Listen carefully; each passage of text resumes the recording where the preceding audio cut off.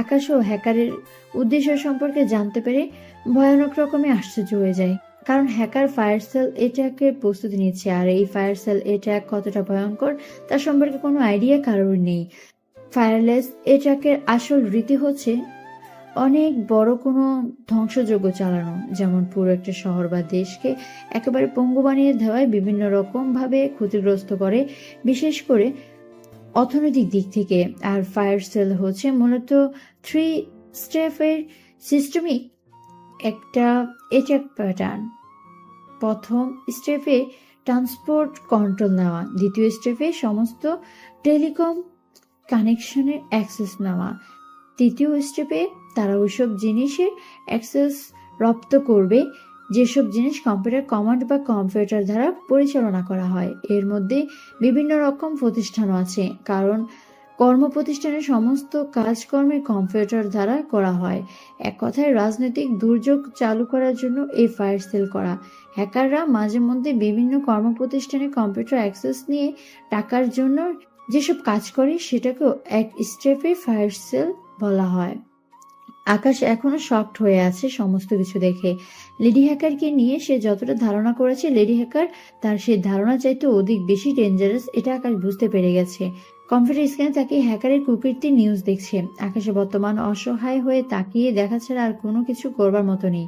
ইতিমধ্যে আরেকটা অবাক করা নিউজ বলতে শুরু করে নিউজ রিপোর্টাররা। শেয়ার মার্কেটে ক্রমাগতভাবে প্রতিনিয়ত ডাউন হচ্ছে। আকাশের আর কোনো প্রকার বুঝতে বাকি নেই যে এটা 100% ফায়ার সেল। আকাশ তাড়াতাড়ি করে শেয়ার মার্কেটে ঢোকে।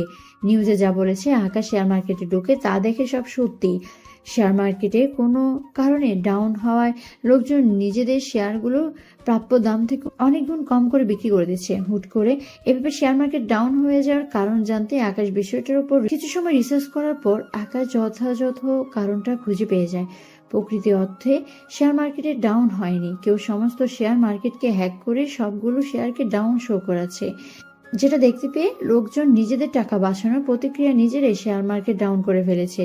রীতিমতো আকাশ একের পর এক অবাক হচ্ছে গাড়ি। আকাশের বুঝতে বাকি নেই এই কাজের পেছনে যে লেডি হ্যাকার ছাড়া অন্য কেউ হাত নেই। শেয়ার মার্কেট এত বড় ধ্বংসযোগ্য দেখে আকাশের ভিতরটা আঁতকে ওঠে। মনে মনে ঠিক করে এটার একটা বিহিত করা উচিত, কারণ লেডি হ্যাকার নিজের কাজের দ্বারা অনেক মানুষের ক্ষতি করছে।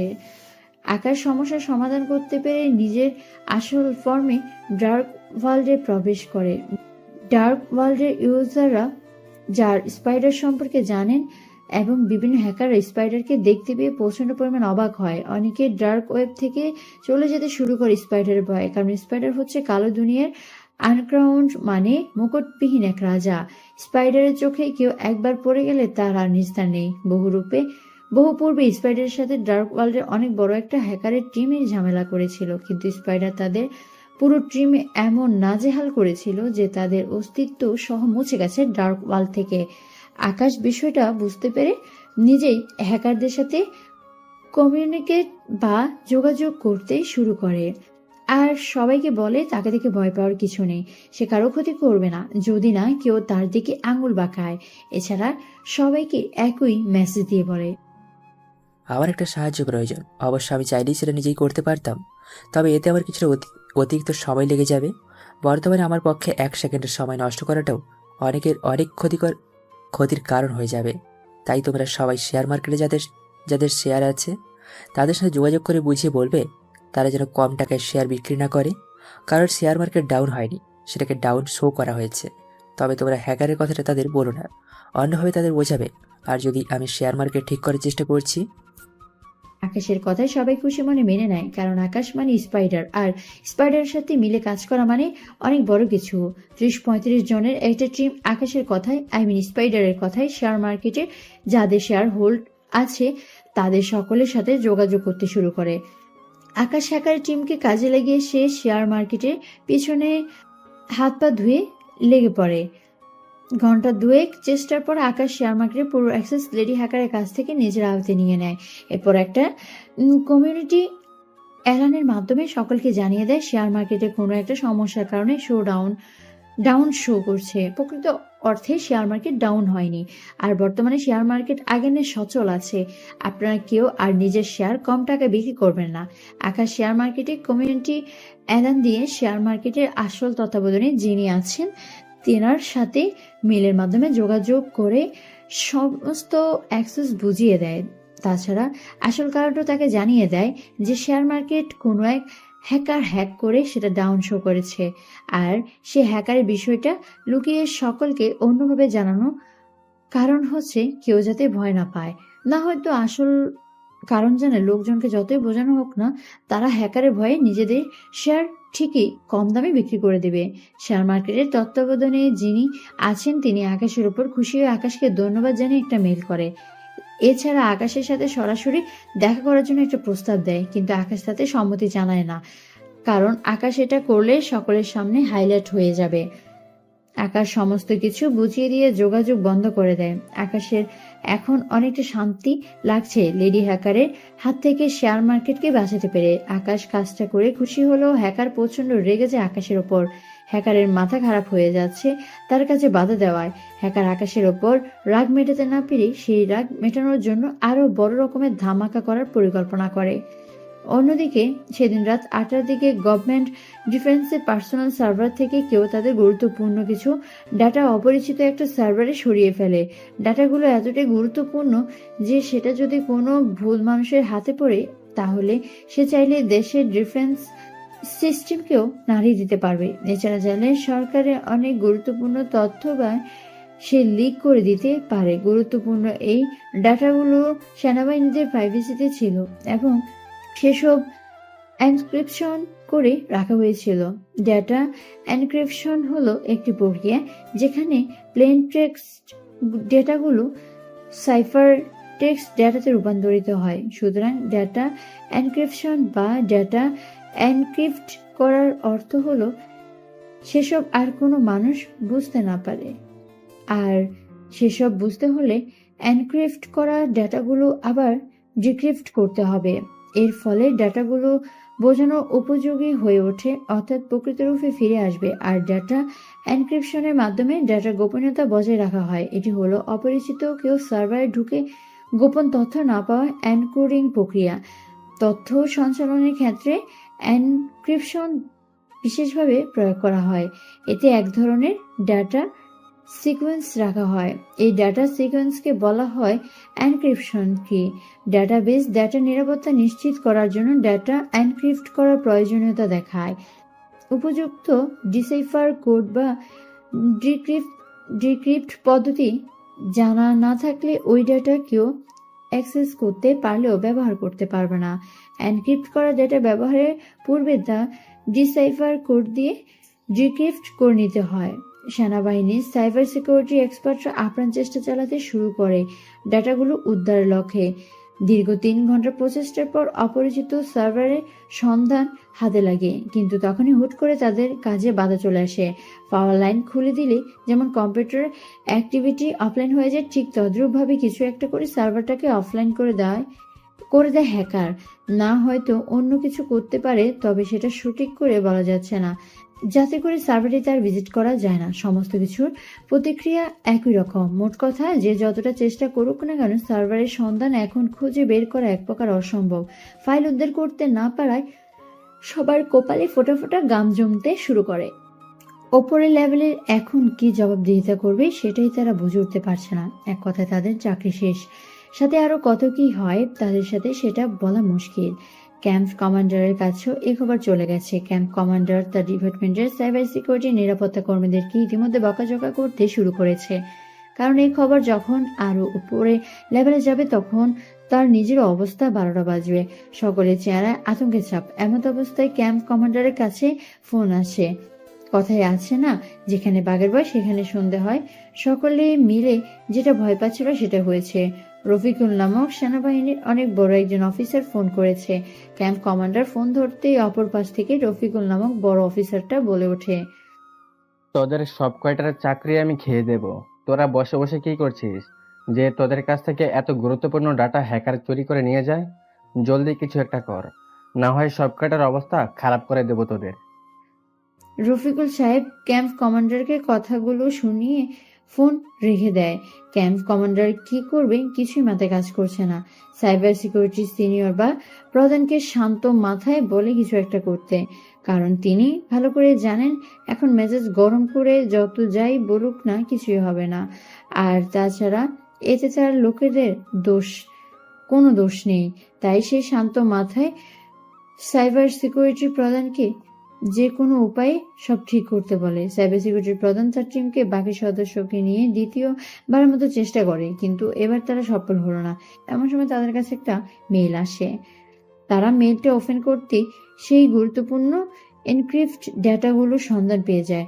সকলেই আশ্চর্য হয়ে ভাবতে থাকে এই অসময়ে কে তাদের এত বড় উপকার করলো। এমন সময় ক্যাম্প প্রধানের কাছে আবার রফিকুল সাহেবের ফোন আসে। রফিকুল সাহেব এবার মিষ্টি গলায় জিজ্ঞেস করে, ডেটাগুলো উদ্ধার হয়েছে কি? ক্যাম্প প্রধান কনফিডেন্স সহিত উত্তর দিয়ে বলেন। হ্যাঁ স্যার, আমরা উদ্ধার করতে পেরেছি। রফিকুল সাহেব ক্যাম্প প্রধানের কথায় প্রতি উত্তরে হেসে বলে, তোমরা নয়, সেসব উদ্ধার করেছে অন্য কেউ। মেলটা ভালো করে ঘেঁটে দেখো, তাহলে বুঝতে পারবে কে করেছে। ক্যাম্প প্রধান কলে থাকা অবস্থায় মেলটা ভালো করে চেক করতেই আশ্চর্যজনকভাবে চমকে ওঠে। মেইলের এক জায়গায় স্পাইডারের নাম লেখা। ক্যাম্প প্রধান কেমন রিয়াকশন করবে বুঝে উঠতে পারছে না, চুপ করে আছেন তিনি। ক্যাম্প প্রধান চুপ হয়ে যাওয়ার রফিকুল সাহেব ফোনের অপর পাশ থেকে বলে ওঠে, কি হলো, চুপ হয়ে গেলে যে? নামটা দেখতে পাওনি? স্যার, নামটা দেখতে পেয়ে ভিতরে সবকিছু এক প্রকার গুলিয়ে গেছে।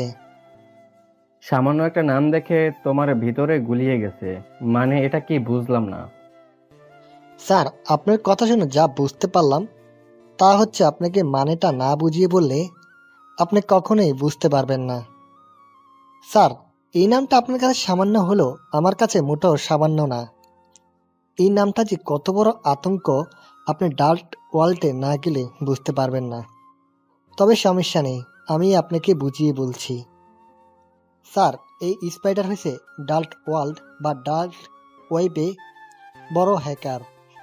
তার নামটাই ডার্ক ওয়ার্ল্ডে বড় একটা আতঙ্ক।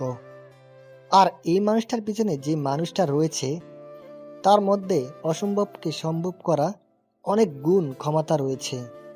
সে একাই 20-50 জনের হ্যাকারের সমান।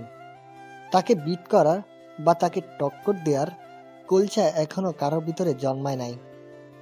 ডার্ক ওয়ার্ল্ডে বিভিন্ন হ্যাকাররা টিম বানিয়ে চলে, কিন্তু সে চলে একাই।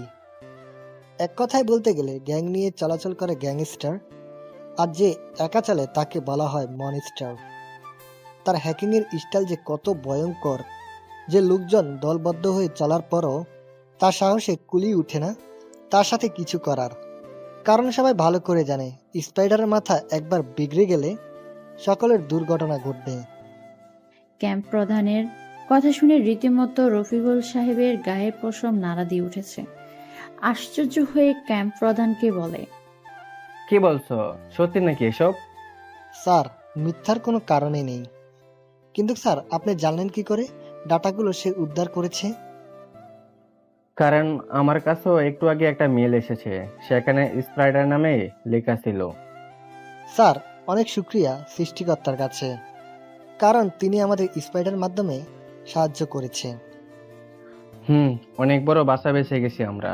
কিন্তু আচ্ছা, সে এত বড় একজন হ্যাকার হয়ে আমাদের সাহায্য করলো কি মনে করে? স্যার, তার সাহায্য করার কারণ স্পেসিফিক আমার জানা নেই, তবে আমি বহু আগে তার সম্পর্কে স্টাডি করে এতটুকু জানতে পেরেছি সে খারাপের সঙ্গ দেয় না আর বিপদে পড়া মানুষকে সাহায্য করে।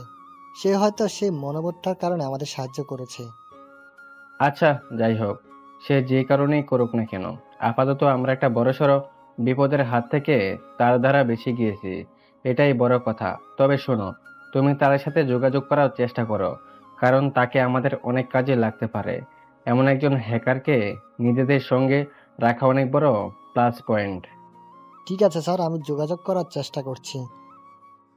ক্যাম্প প্রধান কথা শেষ করে সাইবার সিকিউরিটি প্রধানকে বলে স্পাইডারের সাথে যোগাযোগ করতে। সাইবার প্রধান কাজে লেগে পড়ে আদেশ পেয়ে স্পাইডারের সাথে যোগাযোগ করার। স্পাইডারের পাঠানো মেলটার সাহায্যে সাইবার প্রধান স্পাইডারের সাথে এক প্রকার যোগাযোগ করতে সক্ষম হয়। অবশ্য সাইবার প্রধান নয়, স্পাইডার নিজেই চেয়েছে ডিফেন্সের লোকদের সাথে যোগাযোগ করতে। ডিফেন্সের লোকজন মেলের রিপ্লাইয়ের মাধ্যমে কোনোভাবেই স্পাইডারের সাথে যোগাযোগ করে, কিন্তু স্পাইডার মেলের রিপ্লাই আলাদা একটা চ্যাট বক্সে গিয়ে তার সাথে কথা বলতে বলে এবং সে জিমেলটাই নষ্ট করে দেয়। সাইবার প্রধান স্পাইডারের সাথে আলাদা চ্যাট বক্সে যায় কথা বলার জন্য, যেটা কথার আগেই আমি আপনাদেরকে বলেছি। আর এই পদ্ধতিটা লেডি হ্যাকার আকাশের সাথে কথা বলার জন্য ব্যবহার করেছিল। ক্যাম্প প্রধান, সাইবার প্রধান এবং তার টিমের লোকজন মিলে স্পাইডারের সাথে কথা বলে তাকে তাদের সাথে কাজ করার অফার দেয়, কিন্তু স্পাইডার তাদের সাথে কাজ করতে রাজি হয় না। তবে স্পাইডার তাদেরকে একটা অপরচুনিটি বা একটা অফার দেয়, কিন্তু সেটার জন্য তাকে রফিকুল সাহেবের সাথে কথা বলতে হবে। ক্যাম্প প্রধান রফিকুল সাহেবকে তাদের সাথে চ্যাটবক্সে যুক্ত করে নেয়। স্পাইডার তারপর রফিকুল সাহেবকে বলে সে তাদের সাথে কাজ না করলেও তাদের কোনো সমস্যা হলে সে তাদের পাশে থাকার চেষ্টা করবে, কিন্তু তার জন্য তাকে তাদের সিস্টেমে এন্ট্রি দিতে হবে। সে চাইলে তাদের সার্ভারে অবৈধভাবে নিজের ইচ্ছেতে ঢুকতে পারে, কিন্তু সে সেটা করতে চাচ্ছে না। স্পাইডারের কথা শুনে রফিকুল সাহেব স্পাইডারকে প্রশ্ন করে সে কেন তাদের সার্ভারে ঢুকতে চাচ্ছে। স্পাইডার রফিকুল সাহেবের কথার প্রতিউত্তরে সার্ভারে এন্ট্রি নেওয়ার কারণ খুলে বলে। মূলত একজন লেডি হ্যাকার সবকিছু করছে। ড্রিম এসিভার্স ক্লাব আই ওয়ার্ক কোম্পানিকে শেষ করে দেওয়া থেকে শুরু করে আপনাদের সিক্রেট ডাটা সেই লেডি হ্যাকারটাই নিয়েছে। আমার সেই লেডি হ্যাকার সম্পর্কে তথ্য প্রয়োজন। আপনাদের সার্ভারে এন্ট্রি নিলে হয়তো সেই মেয়েটা সম্পর্কে কোনো তথ্য আমি পাবো, কারণ সে আপনাদের সার্ভারে এসেছিল। আর তাছাড়া সে লেডি হ্যাকার ফায়ার সেল করতে যাচ্ছে, যেটা করলে বিশাল রকমের এক ক্ষতি হয়ে যাবে। তাই আমি আপনাদের সার্ভারে ঢুকে এই লেডি হ্যাকার সম্পর্কে তথ্য কালেক্ট করতে চাই, যাতে করে তাকে আমি আটকাতে পারি ফায়ারলেস করা থেকে। রফিকুল সাহেব স্পাইডারের কথা শুনে কিছু সময় চিন্তা ভাবনা করে ক্যাম্প প্রধানকে বলে, তোমরা স্পাইডারকে সার্ভারের এন্ট্রি বা প্রবেশ করতে দাও, কারণ লেডি হ্যাকার সম্পর্কে যতটুকু শুনলাম তাকে যদি বর্তমানে থামানো না যায় তাহলে সে অসংখ্য লোকজনকে 12টা বাজিয়ে দিবে। রফিকুল সাহেবের নির্দেশ মোতাবেক ক্যাম্প প্রধান স্পাইডারকে তাদের সার্ভারে এন্ট্রি করতে দেয়। স্পাইডার গভর্নমেন্ট ডিফেন্সের সার্ভারে ঢুকে লেডি হ্যাকার সম্পর্কে তথ্য কালেক্ট করার চেষ্টা করছে, কিন্তু স্পাইডার দেখতে পায় ডিফেন্সের সার্ভারে লেডি হ্যাকারের কোনো পদচিহ্ন নেই। লেডি হ্যাকার সার্ভার থেকে বের হওয়ার সময় তার সমস্ত প্রমাণ মিটিয়ে গেছে। এছাড়া স্পাইডার গভর্নমেন্ট ডিফেন্সের গুরুত্বপূর্ণ ডেটাগুলো উদ্ধার করার সময় কোনো একটা লিড বা ফর্মুলার সাহায্যে আননোন বা অপরিচিত সার্ভার থেকে ডেটাগুলো উদ্ধার করে, এবং তখন সে সেটাও চেষ্টা করেছিল সেই অপরিচিত সার্ভারের সাহায্যে লেডি হ্যাকার পর্যন্ত পৌঁছাতে, কিন্তু তখন তার কোনো কিছুতেই হাত লাগেনি। পরে সে ভেবেছিল গভর্নমেন্ট ডিফেন্সের সার্ভার থেকে হয়তো কোনো প্রকার তথ্য সে পেয়ে যাবে, কিন্তু তার পরিকল্পনাটা এবারও বৃথা। স্পাইডার কোনো প্রকার কিছু না পেয়ে সার্ভার থেকে বেরিয়ে যায় আর মনে মনে পরিকল্পনা করে তাকে হয়তো অন্য কোনো উপায়ে অবশ্যই বেছে নিতে হবে। এভাবে সততার সহিত সে প্রসেসটা করতে থাকলে হয়তো তার হাতে কখনই কিছু লাগবে না। সেজন্য সে আবার ভিন্ন কিছু চিন্তা ভাবনা করতে থাকে। অন্যদিকে লেডি হ্যাকারের প্রচন্ড মাথা খারাপ। সে একবার এক একটা প্ল্যান করছে আর কেউ প্রতিবার সেটা বেছে দিচ্ছে। আইওয়ার্ক কোম্পানির বেলাতেও সে নিশ্চিত তাদের অন্য কেউ সাহায্য করেছে। শেয়ার মার্কেটের বেলাতেও কেউ তার বিরোধিতা করছে। এবার গভর্নমেন্টের ডেটাগুলো কেউ তার থেকে ছিনিয়ে নিয়ে গেছে। লেডি হ্যাকার বুঝতে পারে তার সকল কাজে বাধাগুলো একজন ব্যক্তিই দিচ্ছে না। এবার তাকে আরো বড় ধরনের ধামাকা করতে হবে। সেই সঙ্গে কে তার প্ল্যান বেচতে দিচ্ছে তারও একটা কিছু করতে হবে। লেডি হ্যাকারের মাথায় অনেক নিখুঁত প্ল্যান সেট করা। সে কতটা পারদর্শী সেটা একমাত্র সে ছাড়া আর কেউ জানে না। তবে সে সেটা সকলকে ধীরে ধীরে জানাতে যায়। সে এমন আলট্রা প্রোগ্রাম বানিয়ে রেখেছে যেসব প্রয়োগে সে এখন অবধি করেনি। এছাড়া সেসব প্রোগ্রাম আজ অবধি কেউ বানাতে সক্ষম হয়নি। হ্যাকারদের জন্য এক প্রকার দুঃস্বপ্ন তার সেই প্রোগ্রামগুলো বানানো। এক কথায় তার কাছে এমন প্রোগ্রাম মজুদ বা উপস্থিত আছে যেটা দ্বারা সে চাইলে একদিনের মধ্যে গোটা দেশের চিত্র পাল্টে দিতে পারে। তবে সে একটা নকশাকে অনুসরণ করে এগিয়ে যাচ্ছে। আসছে সময় সকলেই বুঝতে পারবে সে কত বড় খেলোয়াড়। নেক্সট জেনারেশন হয়তো তাকে সবাই এক নামে চিনবে। লেডি হেকার সামনে কি করবে সে প্ল্যান মোতাবেক কাজে নেমে পড়ে। রাত পেরিয়ে সকাল হয়। আকাশ আজ টাইম মতো ঘুম থেকে উঠে রেডি হয়ে কলেজে চলে যায়। কলেজে প্রবেশ করতে তার চোখ আটকে যায় একটা মেয়ের ওপর। মেয়েটা আজকে তার কলেজে ট্রান্সফার হয়ে এসেছে অন্য কলেজ থেকে। চোখে চশমা আর সাদাসিধা একটা জামা পরে কলেজে এসেছে মেয়েটা, কিন্তু আকাশকে তার পরি বলে মনে হচ্ছে। বুকের হার্টবিট সাধারণ থেকে আলাদা প্রক্রিয়া চলছে। আকাশ পারছে না মেয়েটাকে জোরপূর্বক নিজের প্রিয়তমা বানিয়ে নিতে। টান টান উত্তেজনা আকাশের ভিতর। আজ অব্দি আকাশের কলেজে এসে ক্লাস করা ছাড়া আর অন্য কিছু সাথে সম্পর্কটা ছিল না। সে কলেজে আসতো আর চুপচাপ ক্লাস করে চলে যেত। হাতে গোনা এক দুজন বন্ধু তার, কিন্তু আজ সে পুরোপুরি ফেসে গেছে এই মেয়ের মায়ায়। নিজেকে সামনে রাখতে না পেরে সোজা মেয়েটার কাছে চলে যায় আর তার সাথে কথা বলতে শুরু করে। প্রথমে সে মেয়েটাকে বলে বসে, এই যে তোমার নাম কি, আর তুমি এত কিউট কেন? মেয়েটা আকাশের কথার ধরন দেখে বুঝে যায় আকাশ তাকে প্রথম দেখাতেই গলে গেছে, কিন্তু সে কোনো প্রকার রিয়াকশন না করে স্বাভাবিকভাবেই বলে, আমার উপরে চান্স মেনে কোনো লাভ নেই, কারণ আমার বয়ফ্রেন্ড আছে। মেয়েটার কথা শোনা মাত্রই আকাশের চোখ মুখ অন্ধকার হয়ে যায়। উজ্জ্বল আলোকিত সূর্যটাতে যেন গ্রহণ লেগে গেছে। আকাশের মনে হচ্ছে তার কলিজায় কেউ ধারালো কিছু দিয়ে আঘাত করছে। অসহায়ের মতো মেয়েটার দিকে দৃষ্টি সরিয়ে মাটির দিকে চেয়ে থাকে। মেয়েটা বুঝতে পারে তার কথায় বেচারা ছেলেটা বড়সড় একাছাকা খেয়েছে। তবে সে এবারও কোনো প্রকার রিয়াকশন না করে হেঁটে সেখান থেকে চলে যায়। কিন্তু কিছু দূর যাওয়ার পরে মেয়েটার পেছন ফিরে সামান্য হেসে আকাশকে বলে, আমার নাম কায়না, আর শোনেন, আমার কোনো বয়ফ্রেন্ড নেই, আমি মজা করে কথাটা বলেছি। আচ্ছা, এবার চললাম। আকাশের মুখে আবার হাসি ফুটে ওঠে। মেয়েটার কথায় যেন সূর্যের গ্রহণ ছুটেছে। আকাশ খুশিতে আত্মহারা হয়ে যায়। কি পরিমাণ খুশি লাগছে আকাশের ভেতরে সেটা বলে বোঝানো ভাষা নেই। আকাশ এক দৃষ্টিতে কায়নার দিকে তাকিয়ে আছে। বেচারির হয়তো এবার ভাগ্য পরিবর্তন হয়েছে। কিন্তু এমন সময় কয়েকটা ছেলে এসে আকাশের কলার চেপে ধরে। ছেলেগুলো হচ্ছে কলেজের পাশে কলোনিতে থাকা বকেটে ছেলে পেলে। আকাশ বুঝতে পারছে না তারা কি কারণে তার কলার ধরেছে। আকাশ কারণ জানতে চাইলে ছেলেগুলোকে প্রশ্ন করে, কি সমস্যা ভাই তোমাদের? তোমরা কি কারণে আমার কলে ধরেছো? আকাশের প্রশ্নের প্রত্যুত্তরে বকারের ছেলেগুলোর মধ্যে থেকে রাফি নামক ছেলেটা যে মূলত আকাশের শার্টের কলার চেপে ধরেছে, সে বলে, আমাদের সমস্যা হচ্ছে তুই সেই মেয়েটার সাথে কিসের এত ভাব জমাচ্ছিলি? ভাই, তা দিয়ে তোমাদের কাজ কি? আমার যা খুশি আমি করব। আমাদের কাজ কি মানে? মেয়েটাকে আমার পছন্দ হয়েছে, তোকে যেন ওই মেয়ের আশেপাশেও আর কখনো না দেখি। তোমার পছন্দ হয়েছে না কি হয়েছে সেসব তোমার ব্যাপার। আমার যা ভালো লাগে আমি তাই করব। কি, তুই আমাদের কথা অমান্য করবি? দেখ, এখনো সময় আছে, ভালো মতন বলছি, মেয়েটার আশেপাশে যেন তোকে আর না দেখি, না হয় তোর অবস্থা কি হবে সেটা তুই পরে টের পাবি। ছেলেগুলো বিশেষ করে রাফি অনেক রেগে যায় আকাশের কথা শুনে। আকাশের শার্টের কলার আরো শক্ত করে চেপে ধরে রাফি। ঘটনাস্থলে আশেপাশে আকাশের কলেজের সিনিয়র কিছু বড় ভাই ছিল, তারা বিষয়টা দেখতে পেয়ে এগিয়ে আসে। কিন্তু তারা ঘটনাস্থলে এসে বাইরে ছেলেগুলোকে সাপোর্ট করতে থাকে এবং আকাশকে বারণ করে মেয়েটার সাথে কথা না বলতে, কারণ ছেলেগুলো তাদের বন্ধু। তারা একসাথে মিলে প্রায় কলেজের বাইরে বসে একত্রে আড্ডা দেয়। কিন্তু আকাশ তো কারো কথা শোনার মতো লোক না। সে বরাবরই মতোই তাদের অমত করে। রাফি নামক ছেলেটা রেগে গিয়ে এবার আকাশের গালে থাপ্পড় দিয়ে বসে। সঙ্গে কলেজের সিনিয়র ভাইগুলো আকাশের সরে হাত উঠায়। আকাশকে কয়েকটা থাপ্পড় মেরে তাকে ছেড়ে দিয়ে সর্বশেষ তারা সকলেই মিলে আকাশকে শাসিয়ে বলে, এবার শুধু তারা গায়ে হাত উঠিয়েছে, পরের বার হাত পা ভেঙে পঙ্গু বানিয়ে দেবে। আকাশ সকলের কথা শুনে এত কিছুর পরও হেসে বলে, আমাকে একা পেয়ে সকলে মিলে নিজের শক্তির প্রয়োগ করেছ। মনে রেখো, এটার ফল কিন্তু ভালো হবে না। সকলকে এই ভুলের মাসুল দিতে হবে।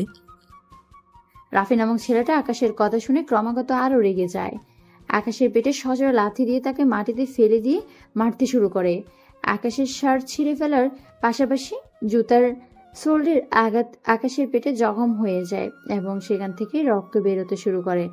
আকাশের ছোট থেকেও রক্ত পড়েছে। কলেজের সিনিয়র ভাইগুলা কিছু সময় পর রাফিকে আটকায় এবং আকাশকে বাঁচিয়ে নেয় রাফির হাত থেকে। আর পরবর্তীতে কলেজের সিনিয়রদের মধ্যে থেকে আরহান নামক একটা ছেলে আকাশকে বলে, আমাদের কথা শুরুতেই শুনে নিলে তুই। রাফির হাতে এতগুলো মার কখনোই খাইতি না। যাই হোক, এবার শুধরে যা, না হয় পরের বার আরো খারাপ কিছু হতে পারে তোর সাথে। আরহানের কথা শুনে আকাশ এবার বাঁকা একটা হাসি দেয় আর কলেজ না করে বাসায় চলে যায়। বাসায় পৌঁছে কম্পিউটার অন করে সেনাবাহিনীর অফিসার রফিকুল সাহেবের কাছে একটা মেল পাঠিয়ে বলে, অমুক কলেজের কিছু ছেলে ফেলে মিলে একটা ছেলেকে অন্যায়ভাবে মেরেছে। আপনার সেই ছেলেগুলোর বিরুদ্ধে কোনো অ্যাকশন নেই। আকাশ এখানে নিজের ব্যাপারটা লুকিয়ে রেখে অন্য ছেলের কথা বলে। সেনাবাহিনী অফিসার রফিকুল সাহেব স্পাইডার মেল পেয়ে স্পাইডারের কথা মতন তৎক্ষণাৎ 2 গাড়ি সেনাবাহিনী পাঠিয়ে দেয় কলেজে। সেনাবাহিনীরা আকাশের কলেজে গিয়ে ছেলেগুলোকে খুঁজতে থাকে, কিন্তু বখাটের ছেলেগুলো আরো আগেই কলেজ ছেড়ে চলে গেছে। সেনাবাহিনীদেরকে দেখে আরান এবং বাকি সবার ভয়ে শরীর কাঁপতে শুরু করে। তারা বুঝে উঠতে পারছে না সামান্য একটা মারায় সেনাবাহিনী কেন কলেজ এসেছে। সেনাবাহিনীর লোকেরা তদন্ত করতে করতে তাদের কাছে বিষয়টা জিজ্ঞেস করলে তারা সাথে সাথে পোল্টি খেয়ে নেয় এবং সেনাবাহিনীর লোকদের বলে তারা সেই ছেলেগুলোকে চেনে না এবং তারা ছেলেটাকে বাইরে ছেলেগুলোর হাত থেকে উল্টো বাঁচিয়েছে। সেনাবাহিনীর লোকেরা কোনো কিছু না পেয়ে কলেজ থেকে চলে যায়। আর আকাশও ডিটেলসের রফিকুল সাহেবকে তেমন কিছু বলেনি। অবশ্য সে এমনিতেও চায়নি কলেজের ছেলেগুলোকে সেনাবাহিনীর লোকেরা ধরে নিয়ে যাক, কারণ বাইরের ছেলেগুলোকে ধরে নিয়ে গিয়ে বাটাম দিলে কলেজের সিনিয়রগুলো এমনিতে সোজা হয়ে যাবে, কারণ আরহান এবং তার বন্ধু বান্ধবরা বেঁচে গেছে। আকাশের কাছে খবর পৌঁছায় সেনাবাহিনীর লোকেরা ছেলেগুলোকে ধরতে পারেনি। আকাশ কলেজের সিনিয়রগুলোকে ছেড়ে দিলেও বাইরের ছেলেগুলোকে ছাড়বে না সে। তারা যেমন নিজের পাওয়ার খাটিয়েছে আকাশও ঠিক সেটাই করবে তাদের সাথে। শুরুতে কলেজের আশেপাশে লোকাল এরিয়া নেটওয়ার্ক হ্যাক করে সেটার মাধ্যমে বখাটে ছেলেগুলো ইনফরমেশন কালেক্ট করে। এরপর ডার্ক ওয়েব থেকে একজন হিটম্যান বা মাস্তান ভাড়া করি, যার চার্জ বা মজুরি $5,000।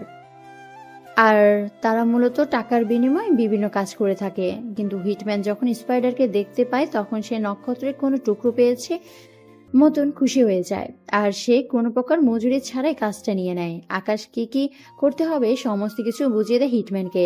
আকাশের কথা মতন হিটম্যান সেদিনের মধ্যে রাফি এবং তার সাথে যারা ছিল সব কটাকে উঠিয়ে নেয়। যাকে যেখান থেকে পেয়েছে সেখান থেকে উঠিয়ে নিয়ে গেছে আকাশের কথা মতন।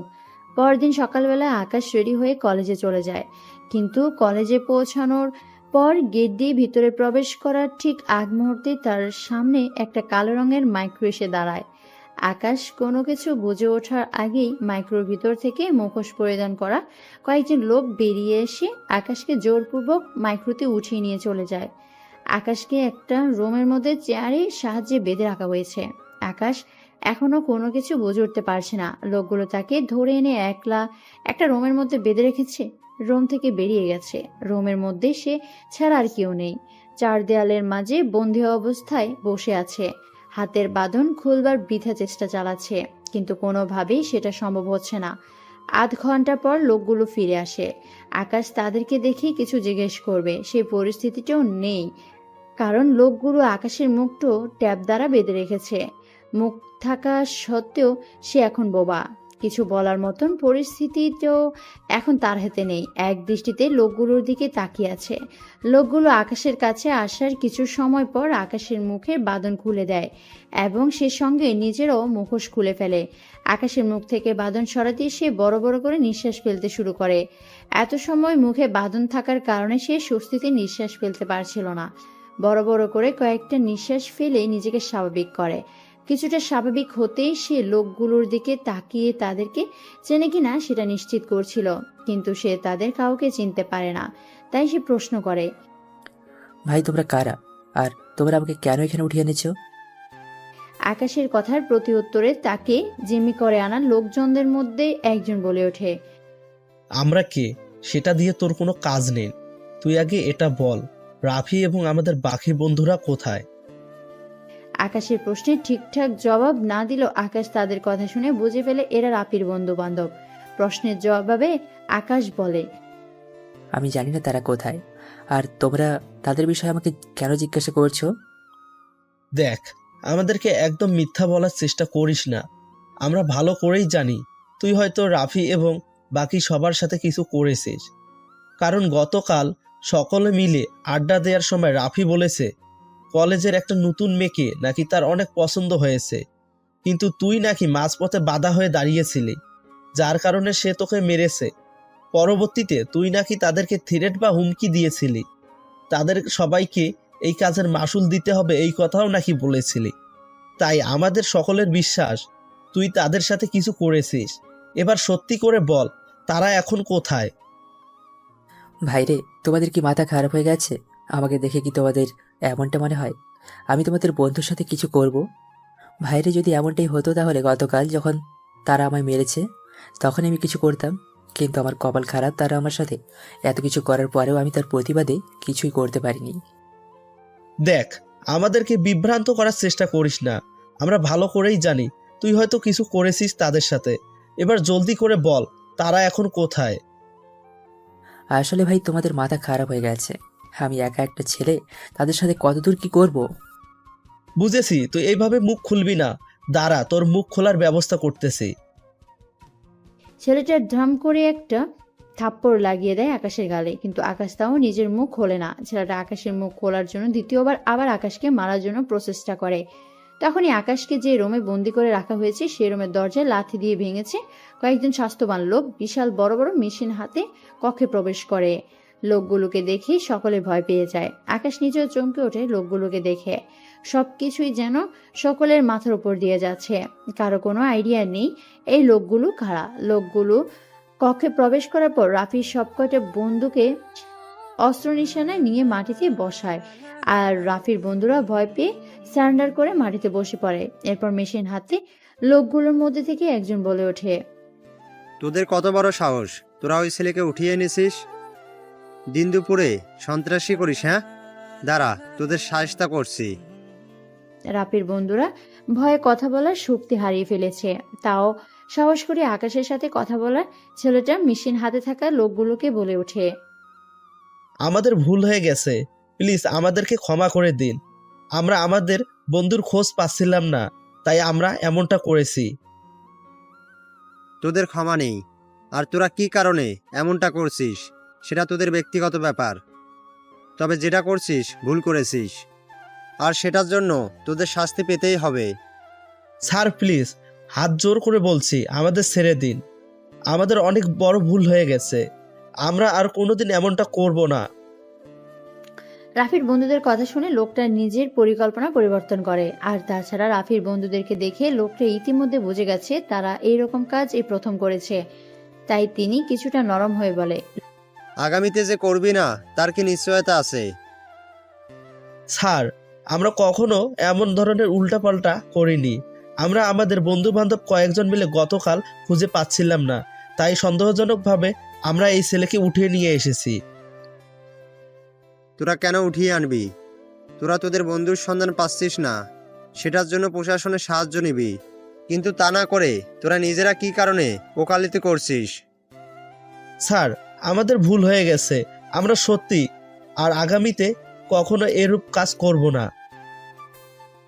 ঠিক আছে, তোদের এবারের মতো ছেড়ে দিচ্ছি, কিন্তু পরের বার এমনটা করলে পিস্তলের এক একটা বুলেট তোদের শরীরের এক একটা ছিদ্র দিয়ে শরীরের ভিতরে ঢুকিয়ে দেব। না স্যার, আমরা আর কখনোই এমনটা করব না। ঠিক আছে, এবার সব কয়টা 5 সেকেন্ডের মধ্যে এখান থেকে উঠে পালা। লোকটার কথা শুনে রাফির বন্ধুরা সব কয়টা উঠে দৌড়ে পালায়। আর লোকটা আকাশের কাছে গিয়ে হাত পায়ের বাঁধন খুলে দিয়ে তাকে মুক্ত করে আর বলে, তোমার ভয় পাওয়ার কিছুই নেই, তুমি এখন সুরক্ষায় আছো। আমরা তোমাকে উদ্ধার করতে এখানে এসেছি। আমাদের উপর থেকে আদেশ করা হয়েছে তোমাকে উদ্ধার করার জন্য। আকাশের যেন কৌতূহলের শেষ নেই। তারপর এখন লোকটার কথা শুনে আকাশের কৌতূহলের মাত্রা আরো বেড়ে যায়। নিজের কৌতূহল মেটাতে লোকটাকে প্রশ্ন করে আকাশ, আপনাদেরকে উপর থেকে পাঠিয়ে বলতে ঠিক বুঝলাম না, আর আপনারা কারা? আমরা ডিফেন্সের লোকজন। আমাদেরকে সিনিয়র কর্মকর্তা ফোন দিয়ে বলেছে তোমাকে উদ্ধার করতে। লোকটার কথা শুনে আকাশের কিছুটা খটকা লাগে লোকগুলোকে নিয়ে, কারণ তারা সাধারণ পোশাক পরিধান করে আছে, কিন্তু সে সেটা তাদের সামনে প্রকাশ করে না। স্বাভাবিকভাবে কথা বলে তাদের সাথে। ও, বুঝেছি। কিন্তু আচ্ছা, আমাকে যে তারা উঠিয়ে এনেছে সেটা আপনারা জানলেন কি করে? আর আপনাদের সিনিয়র যিনি আদেশ করেছেন তিনি বা কোন কারণে আমাকে উদ্ধার করতে পাঠিয়েছেন? আমি তো সেলিব্রিটি বা বড় মাপের কেউ নয়। তা আমরা জানি না। যিনি আমাদেরকে আদেশ করেছেন তিনি হয়তো তার ভালো ব্যাখ্যা দিতে পারবে। আর তোমার বিষয়ে জানতে পারার কারণ হচ্ছে যিনি আমাদেরকে আদেশ করেছেন তিনি তোমার ব্যাপারে কিছু তথ্য দিয়েছে আমাদেরকে। আমরা সেই তথ্য অনুযায়ী তোমার কাছে পৌঁছে গেছি। ও আচ্ছা। আচ্ছা, এবার চলো, তোমাকে আমরা সহি সালামতে কলেজে পৌঁছে দিয়ে আসি। আকাশের ভিতর আরো প্রশ্ন এসে নাড়া দিতে থাকে। তারা কি করে তার কলেজ সম্পর্কে জানে? এছাড়া কি কারণে বা তাকে উদ্ধার করা হয়েছে? সে নিজেই তো কাউকে সাহায্যের বার্তা পাঠায়নি, তাহলে এত কিছু কি কারণে? প্রশ্নের জটলা পেকে গেছে আকাশের ভিতরে, কিন্তু সে সেসব একটারও উত্তর খুঁজে পাচ্ছে না। চুপচাপ কক্ষ থেকে বেরিয়ে লোকগুলোর সাথে গাড়িতে ওঠে। মনের ভিতরে খটকা কোনোভাবেই দূর করতে পারছে না সে। তার উপর লোকগুলোর সাথে গাড়িতে ওঠার পর মনের মধ্যে খচমচ করছে, কিন্তু লোকগুলোই সই সালামতে তাকে কলেজের সামনে এনে নামিয়ে দেয় আর তারা চলে যায়। কলেজের সামনে নামার পর অবশেষে মনের ভিতরে খচমচ দূর হয়। স্বাভাবিকভাবে কলেজের ভিতর চলে যায় সে। আজ আর ক্লাস করা হবে না, তাই কলেজের ভিতরে একটা জায়গায় বসে সবকিছুর হিসেব মেলাবার চেষ্টা করছে। তাকে রাফির বন্ধুরা উঠিয়ে নিয়ে গেছে, আবার তাকে রাফির বন্ধুদের হাত থেকে কিছু লোক বাঁচিয়ে এনেছে। কে তার প্রতি এমন সহানুভূতিটা দেখালো? সে তো কাউকে কিছু বলেইনি, অবশ্য বলার সুযোগটাই সে পায়নি। তাহলে কিভাবে কি হলো তার সাথে? আকাশ ভাবনার মশগুল। এমন সময় কায়না এসে সোজা আকাশের পাশে বসে। আকাশ কায়নাকে দেখে কিছুটা আশ্চর্য হয়। সকল ভাবনা চিন্তার অবসান ঘটে গেছে কায়নাকে দেখে। কিন্তু তখনই কায়না আকাশকে প্রশ্ন করে, আপনার কিছু হয়নি তো? আর আপনাকে লোকগুলো ঠিকঠাক কলেজে পৌঁছে দিয়েছে তো? আকাশ প্রচন্ড পরিমাণে আশ্চর্য হয় কায়নার কথা শুনে, কারণ এত সময় সে যে সকল প্রশ্ন উত্তর এত চেষ্টা করেও খুঁজে বের করতে পারছিল না, কায়না সেই সকল প্রশ্নের উত্তর নিয়ে তার সামনে হাজির হয়েছে। আকাশ আশ্চর্য হয়ে কায়নার দিকে তাকিয়ে ভাবতে থাকে, কে এই মেয়ে? আর সে এত কিছু জানে কি করে? সে সবেমাত্র গতকাল এই কলেজে এসেছে, তার মধ্যেই সে আকাশকে আশ্চর্য করে দিয়েছে। আকাশ এক দৃষ্টিতে তাকিয়ে ভাবনার জগতে ডুব দেয়। আকাশ ভাবনার জগতে হারিয়ে যাওয়ায় কায়নার প্রশ্নের জবাবে কোনো উত্তর করে না। কায়না নিজের প্রশ্নের উত্তর না পেয়ে আকাশকে বলে, কি হলো, কথা বলছেন না যে? আপনাকে লোকগুলো কি ঠিকঠাক কলেজে পৌঁছে দিয়েছে? আকাশের হুঁশ ফিরে কায়নার কথায়। প্রথমবার কথার জবাবে কিছু না বললেও এবার বলে ওঠে, হ্যাঁ, ঠিকঠাক মতো পৌঁছে দিয়েছে। যাক, ভালো। কে তুমি? আমি কে মানে? আমি কায়না। আর গতকালকেই তো আমার পরিচয় আপনাকে দিলাম। এত জলদি ভুলে গেছেন? না মানে আমি সেটা বলিনি। আমার বলার উদ্দেশ্য হচ্ছে তুমি সেই লোকগুলোকে কিভাবে চেনো? আমি লোকগুলোকে সেভাবে চিনি না, তবে এইটুকু বলতে পারি লোকগুলো আমার কারণে আপনাকে বাঁচাতে গিয়েছে। আকাশ কায়নার কথা শুনে আশ্চর্যের ভঙ্গিমায় কায়নার কাছে রহস্যের সম্পর্কে জানতে চায়। মানেটা কি একটু ক্লিয়ার করে বলো তো? আমি না আসলে কোনো কিছু বুঝে উঠতে পারছি না। মানে টানে কিছু না। আমি আমার এক পরিচিত মানুষকে ফোন করেছি, যিনি ডিফেন্সে আছেন। পরে উনি আমাকে বাঁচাতে লোক পাঠিয়েছেন। এবার বুঝেছেন? হ্যাঁ বুঝলাম, কিন্তু তুমি জানো কি করে যে আমায় কিছু লোক জিম্মি করেছে? কারণ আপনাকে জিম্মি করে নিয়ে যাওয়ার দৃশ্যটা আমি দেখতে পেয়ে গেছিলাম, তাই আমি সাথে সাথেই গাড়ির নাম্বার নোট করে ঠিকঠাক জায়গা মতো পাঠিয়ে দিয়েছি। ও আচ্ছা, তার মানে তোমার কারণেই আমাকে তারা উদ্ধার করেছে। হুম। ধন্যবাদ কায়না আমাকে সাহায্য করার জন্য। কিন্তু আচ্ছা, তুমি যাকে ফোন দিয়েছো সে তোমার কেমন আত্মীয় সেটা জানতে পারি কি? অবশ্যই। আসলে মূলত পরিচিত বলতে উনি আমার রিলেটিভ, সম্পর্কে উনি আমার আঙ্কেল লাগেন। আর উনি পুলিশের বড় একজন কর্মকর্তা। আমি ওনাকে ফোন দিয়ে আপনার বিষয়টা বলতেই কাজ হয়ে গেছে। অসংখ্য অসংখ্য ধন্যবাদ কায়না। তোমার প্রতি কৃতজ্ঞতা কিভাবে যে প্রকাশ করব আমি বুঝে উঠতে পারছি না। আরে, এত কৃতজ্ঞতা প্রকাশ করতে হবে না। মানুষ মানুষের উপকারে আসবে, এটাই স্বাভাবিক। ইস, তুমি কত কিউট। তোমার চেহারা যতটা সুন্দর তোমার মন মানসিকতাও ঠিক ততটাই সুন্দর। হয়েছে হয়েছে, এবার ছাড়ুন এই ব্যাপারটা। আচ্ছা যাও, বাদ দিলাম এই বিষয়। কিন্তু আচ্ছা, তুমি ক্লাসে গেলে না যে?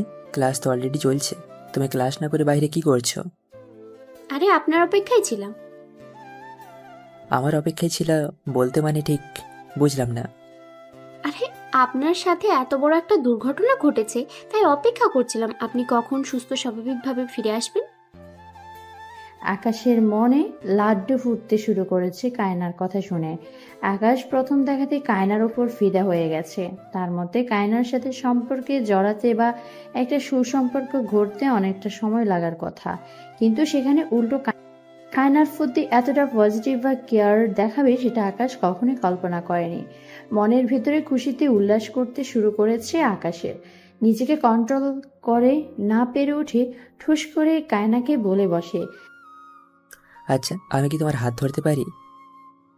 না, এই অনুমতি আমি আপনাকে দেব না। হ্যাঁ, গতকাল আপনার কথাবার্তা বা তাকানোর ঝলক দেখে আমি বুঝে ফেলেছি আপনি প্রথম দেখাতেই আমার প্রেমে পড়ে গেছেন। তবে আমি কিন্তু আপনার প্রেমে পড়িনি, আর ভবিষ্যতেও হয়তো বা পড়ার সম্ভাবনাও নেই, তাই ক্ষমাপ্রার্থী অনুমতি দিতে পারলাম না। কায়না, তুমি ইতিমধ্যেই বুঝতে পেরে গেছো আমার ভেতর কি চলছে, কিন্তু তাও তুমি কেন এতটা অভক্তি দেখাচ্ছ? কেন তুমি আমার মনেরটাকে সাড়া দিতে চাচ্ছ না? কি এমন ক্ষতি হবে আমার চাহিদাটা পূরণ করলে? কোনো ক্ষতি হবে না, কিন্তু আসলে আমার এসব করতে একেবারেই ইচ্ছে নেই। কেন ইচ্ছে নেই সেটা তো বলবে। কায়না, তুমি কি জানো আমার মনের ভেতরে এখন কেমন ঝড় হচ্ছে? আসলে সত্যি বলতে আমার একজনকে ভালো লাগে, তবে আমি জানি তাকে আমি কখনো পাবো না। কিন্তু তাও কেন জানি আমার তাকে নিয়ে ভাবতে ভালো লাগে, অন্য কাউকে নিয়ে আমার মোটেও কেন জানি ভাবতে ইচ্ছে করে না। কায়না, সব কিছু বোঝার পরেও এমন করাটা মোটেও তোমার উচিত হয়নি। তোমার যদি এমনটাই করার হতো তাহলে আমার উদ্ধার করতে গেলে কেন? আমায় আমায় আমার হালতে ছেড়ে দিতে, তাহলে অন্তত তোমার কথাগুলো শুনে কষ্ট পেতাম না। আসলে দেখুন, মানবতা এক জায়গায়, আর কারোর সাথে মিউচুয়াল আন্ডারস্ট্যান্ডিং বা ভালো লাগার সম্পর্কে আবদ্ধ হওয়া অন্য জিনিস। আকাশের চোখ মুখ মলিন হয়ে যায় কায়নার কথা শুনে। ভেতর থেকে কথা বের হচ্ছে না তার। অনুভূতিতে আঘাত লাগায় মুহূর্তের মধ্যে মনের ভিতরে উল্লাসটা অন্ধকারে ঢেকে গেছে। চলে যাওয়ার সিদ্ধান্ত নেয় সে। যে ভাবনা সেই কাজ, কোনো কিছু না বলে চুপচাপ কায়নার পাশ থেকে উঠে চলে যায়। কিন্তু কিছুটা দূরে যাওয়ার পরে হুট করে পিছন থেকে কায়না নিজেই আকাশের হাত চেপে ধরে বলে, এই হচ্ছে আপনার ভালোবাসার নজিরা।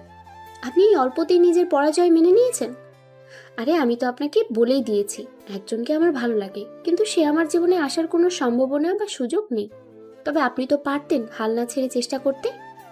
আমার দিক থেকে না হয় বলেছি সম্ভব নেই, কিন্তু আপনি তো চাইলেই চেষ্টা করে আমার চিন্তাভাবনা পরিবর্তন করতে পারতেন। আপনার চেষ্টার কাছে যে আমি কখনোই হার মানব না এমনটা তো কোথাও লেখা নেই। মানুষ চাইলেই নিজের চেষ্টার বলেই সব করতে পারে, কিন্তু আপনি এই অল্পতেই হার মেনে নিয়েছেন। আকাশের মাথায় টনক নড়ে ওঠে কায়নার কথায়। কারণ আসলেই তো কায়না ঠিক কথা বলেছে। এত জলদি হাল ছেড়ে দিলে তো কখনোই কোনো কিছু করা সম্ভব নয়। সে ইন্টারনেটের দুনিয়ায় অসম্ভব কিছুকে সম্ভব করতে কত ধরনের চেষ্টা করে, সেটা একমাত্র আকাশ নিজেই ভালো বলতে পারবে। কিন্তু এই প্রথমবার সে কোনো কিছুতে এত জলদি হার মেনে নিয়েছে। না, এটা করা তার মোটেও তার উচিত হয়নি। কায়নার কথার প্রতিউত্তরে সে জবাব দিয়ে বলে, আসলে ভালোবাসা নামক জিনিসটা খুব সেনসিটিভ। আমি আসলে এই পথে প্রথমবারের মতন হাঁটতে শুরু করেছি, তাই হয়তো কিছু মাথায় আসেনি। তবে তোমার কথায় আমার কনফিডেন্স বা নিজের ভেতরে আত্মবিশ্বাস জেগে উঠেছে। শোনো, আমি যতক্ষণে তোমার নিজের করে পাবো ততক্ষণ আমার চেষ্টা 1 সেকেন্ডের জন্যও আমি থামাবো না। এত সময়ে মাথার বুদ্ধি এসেছে। যাক, চেষ্টা করতে থাকুন। আপনার চেষ্টাটা যদি সঠিক হয় তাহলে যত যাই হোক আপনি নিজের লক্ষ্য হয়তো ঠিকই পৌঁছে যাবেন। হুম। আচ্ছা চলুন এবার কলেজের বাইরের দিকে যাই। চলো, কিন্তু তার আগে একটা প্রশ্ন আছে। কি প্রশ্ন? তুমি কোন সেমিস্টারে ট্রান্সফার হয়ে এসেছো? Honours second semester. আপনি কিসে পড়েন? তোমার 1 ক্লাস ওপরে। তবে যাই হোক, এখন থেকে আর আপনি নয়, তুমি আমাকে তুমি করেই বলবে। আমার তুমি করে বলতে কেমন যেন আনকমফোর্টেবল লাগে, তবে আমি চেষ্টা করব। আচ্ছা। দুজনে মিলে হাঁটা দেয় কলেজের বাইরে যাওয়ার জন্য। কিন্তু ইতিমধ্যে কলেজ ছুটি হয়। কায়নার আকাশ কলেজের বাইরে গিয়ে এক জায়গায় দাঁড়ায়। এমন সময় তাদের কাছে আরহান এবং তার বাকি বন্ধু বান্ধব সহ হাজির হয়। দুজনকে একসাথে দেখে আরহান আকাশকে বলে, কিরে আকাশ, তোকে না বারণ করছিলাম এই মেয়ের সাথে কথাবার্তা না বলতে? সেখানে দেখছিস তুই এই মেয়ের সাথে চলাফেরা করছিস। তারপরে গতকাল দেখছি তোর কারণে কলেজের সেনাবাহিনীর লোকেরাও এসেছে। আসলে করতে চাচ্ছিসটা কি তুই? কিছুই না। দেখ, মাথা খারাপ আছে। এমনিতেই রাফিদের কোনো খোঁজ পাচ্ছি না, তার উপর তুই আরো অযথা ঝামেলা বাড়াস না। আমাদের সাথে ঝামেলা করতে আসলে সেটা তোর জন্য ক্ষতিকর হবে। মনে রাখিস, যত যেই আসুক না কেন আমাদের দলকে মনে কারোর পক্ষে সম্ভব নয়। কৌশলে কেউ না কেউ তোর 12টা ঠিকই বাজিয়ে দিবে। তাই তোকে শেষবারের মতো বারণ করছি, ওর সাথে যেন তোকে আর না দেখি। আকাশ আরহানের কথার উত্তরে কিছু বলতে যাবে, তার আগে এবার কায়না বলে ওঠে, আপনাদের সমস্যা কি? হ্যাঁ, সে কার সাথে কথা বলবে সেটা একান্তই তার ব্যক্তিগত ব্যাপার। আপনাদের সমস্যা কোথায়? আমাদের সমস্যা তোকে নিয়ে। সে তোমার সাথে কথা বলতে পারে না, আর তুমি তার সাথে কথা বলবে না, কারণ কলেজের বাইরে আমাদের এক বন্ধু রাফি তোমাকে পছন্দ করে। দেখুন, কে আমাকে পছন্দ করে না কি করে সেটা তার ব্যক্তিগত ব্যাপার, আর আমরা কি করব সেটা আমাদের ব্যক্তিগত ব্যাপার। অযথা বন্ধুর হয়ে উকিলতে দেখাতে আসবেন না। এই মেয়ে, তুমি কখনো হয়তো আমাদের সম্পর্কে জানো না ভালো মতন। আমরা এই কলেজের সিনিয়র স্টুডেন্ট। আমাদের মুখে মুখে কথা বলে এর ফল অনেক ভয়াবহ হয়। শোনেন, আপনাদের হুমকিগুলো অন্য কাউকে গিয়ে দিবেন। আমি কাউকে ভয় পাই না, আর আমরা দুইজন 100 বার কথা বলবো। কারোর কথা মতন আমাদের কথা বন্ধ হবে না। কলেজে নতুন এসছো তো, তাই এখনো সবকিছু বুঝে উঠতে পারোনি। তবে খুব জলদি তুমি সেটা বুঝতে যাবে। আর তোমার বিশেষ করে আকাশ, তুই বুঝতে পারবি কথা অমান্য করার ফল। আগের বার রাফির রাগ দেখছিস, এবার আমাদেরটা দেখবি। আরহান আকাশ আর কায়নাকে হুমকি দিয়ে চলে যায়। আকাশ আর কায়না বিষয়টাকে নিয়ে বেশি একটা গুরুত্ব না দিয়ে যে যার মতো বাসায় চলে যায়। তবে আকাশ নিজের মাথায় আলাদা করে আরহানকে নিয়ে একটা প্ল্যান সেট করে রাখে। আরহানরা এখনো তার বন্ধুদের সম্পর্কে ভালোভাবে তথ্য পায়নি, না হয়তো কখনোই তারা আকাশের সাথে লাগতে যেত না। অবশ্যই পাবেই বা কি করে? হিটম্যান এত নিখুঁতভাবে কাজ করছে যে কারোর কোনো সন্দিহান বা সন্দেহটাও হয়নি। আর আকাশ যে এসবের পেছনে আছে সেটাও কেউ জানে না। কিন্তু রাফির বাকি বন্ধুরা কিভাবে যেন বিষয়টা নিয়ে কিছুটা আন্দাজ করে ফেলেছে। যাই হোক, আকাশের উদ্দেশ্য ছিল রাফিদের মাধ্যমে আরহান এবং বাকিদের শিক্ষা দেবে, কিন্তু তার এই প্ল্যান কাজেই দেয় না। তাই এবার আরহানদেরকেই শিক্ষা দেওয়ার প্ল্যান করে, কিন্তু সেটা অন্যরকম ভাবে। রাফিদের মতো আরহানদের সাথে করলে সেটা নিয়ে কলেজে কোনো না কোনো বড় রকমের ইস্যু দাঁড় হয়ে যাবে। সেজন্য প্ল্যানের মধ্যেই পরিবর্তন আনে সে। বাসে গিয়ে সর্বপ্রথম কম্পিউটার অন করে। আরহান এবং তার বাকি বন্ধুবান্ধব যেখানে থাকে সে এরিয়াগুলো লোকাল নেটওয়ার্কের ভিতরে ঢুকে সবার সিক্রেট তথ্য কালেক্ট করার চেষ্টা করতে শুরু করে। দীর্ঘক্ষণ চেষ্টার পরেও কোনো কিছু হাতে লাগে না, এমনকি তাদের কাউকেই সে নেটওয়ার্কের ভিতরে খুঁজে পায় না। অনেকটা আশ্চর্য হয়ে আকাশ এই বিষয়টা দেখতে থাকে। একজন সাধারণ মানুষ এরিয়ার লোকাল নেটওয়ার্ক ব্যবহার করবে, এটাই স্বাভাবিক, কিন্তু তাদের একজনও বিদ্যমান নয় এরিয়ার নেটওয়ার্কে। আকাশ এটা দেখে অবাক হলেও বিষয়টা এক সাইডে রেখে দেয় পরে ভাবার জন্য। এখন তার যে কোনো উপায়ে কাজ সম্পন্ন করতে হবে। একটা জিনিস নিয়ে অতিরিক্ত সময় নষ্ট করলে চলবে না। কম্পিউটার ড্রয়ার বক্স থেকে পুরাতন একটা ফোন বের করে আরহানদের সাথে কানেক্ট হতে নিজের পুরাতন ফোনটাকেই কাজে লাগাচ্ছে কম্পিউটারে রেখে দিয়ে। এতে করে কোনো সমস্যা হলেও সিকিউরিটি নষ্ট হবে না। এছাড়া ফোনটার মধ্যে আকাশের নিজের তৈরি বা অ্যাপ্লিকেশন রয়েছে, যেটাকে এক কথায় মোবাইলের কালি লিনাক্স ও বলা হয়। শতের উপরে হ্যাকিং টুল রয়েছে তার মধ্যে। অলমোস্ট হ্যাকিংয়ের প্রয়োজনীয় প্রিমিয়ার টুলস এবং মনিটরিং টুলস ও এতে বিদ্যমান। এটা দিয়ে ভিকটিমের যে কোনো কিছু অ্যাক্সেস নেওয়ার পসিবল, তবে সত্য প্রযোজ্য। তাছাড়া এই জিনিসের সাহায্যে সেটার জন্য আলাদা করে বাইরে থেকে কোনো কিছু করতে হবে না। সব কিছু অলরেডি এই অ্যাপ্লিকেশন ইনস্টল করা। এক কথায় ফোনটাকেও সে নিজের কম্পিউটারের মতো এক প্রকার হাতিয়ার বানিয়ে রেখেছে। নাম্বার দিয়ে কম্পিউটারের মাধ্যমে শুরুতে কিছু তথ্য কালেক্ট করে সেই তথ্য দিয়ে ফোনের সাহায্যে কাজ শুরু করে। আকাশ শুরুতেই আরহানের ফোনটা নিজের কবজায় করে নিয়ে ফোনের বিভিন্ন ইনফরমেশন ঘাঁটতে শুরু করে। এমন সময় হুট করে আকাশের ফোনের অ্যাক্সেস উল্টো অন্য কারো কাছে চলে যায়।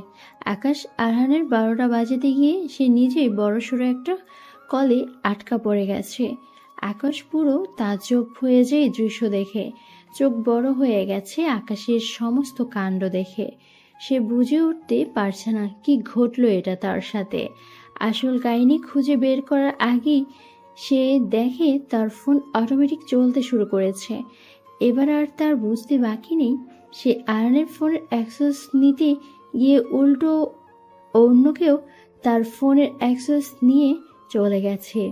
এছাড়া সে এটাও বুঝতে পেরে যায় হয় আরহান উল্টো তার ফোনের অ্যাক্সেস নিয়ে নিয়েছে, না হয় আরহানের ফোনে তার আগে অন্য কেউ নিজের কবজায় নিয়ে বসেছিল আর সে পরবর্তীতে আরহানের ফোন হ্যাক করায় সেই ফোনের থ্রো বা সেই ফোনের সাহায্যে তার ফোনটাও অন্য কারো কন্ট্রোলে চলে গেছে।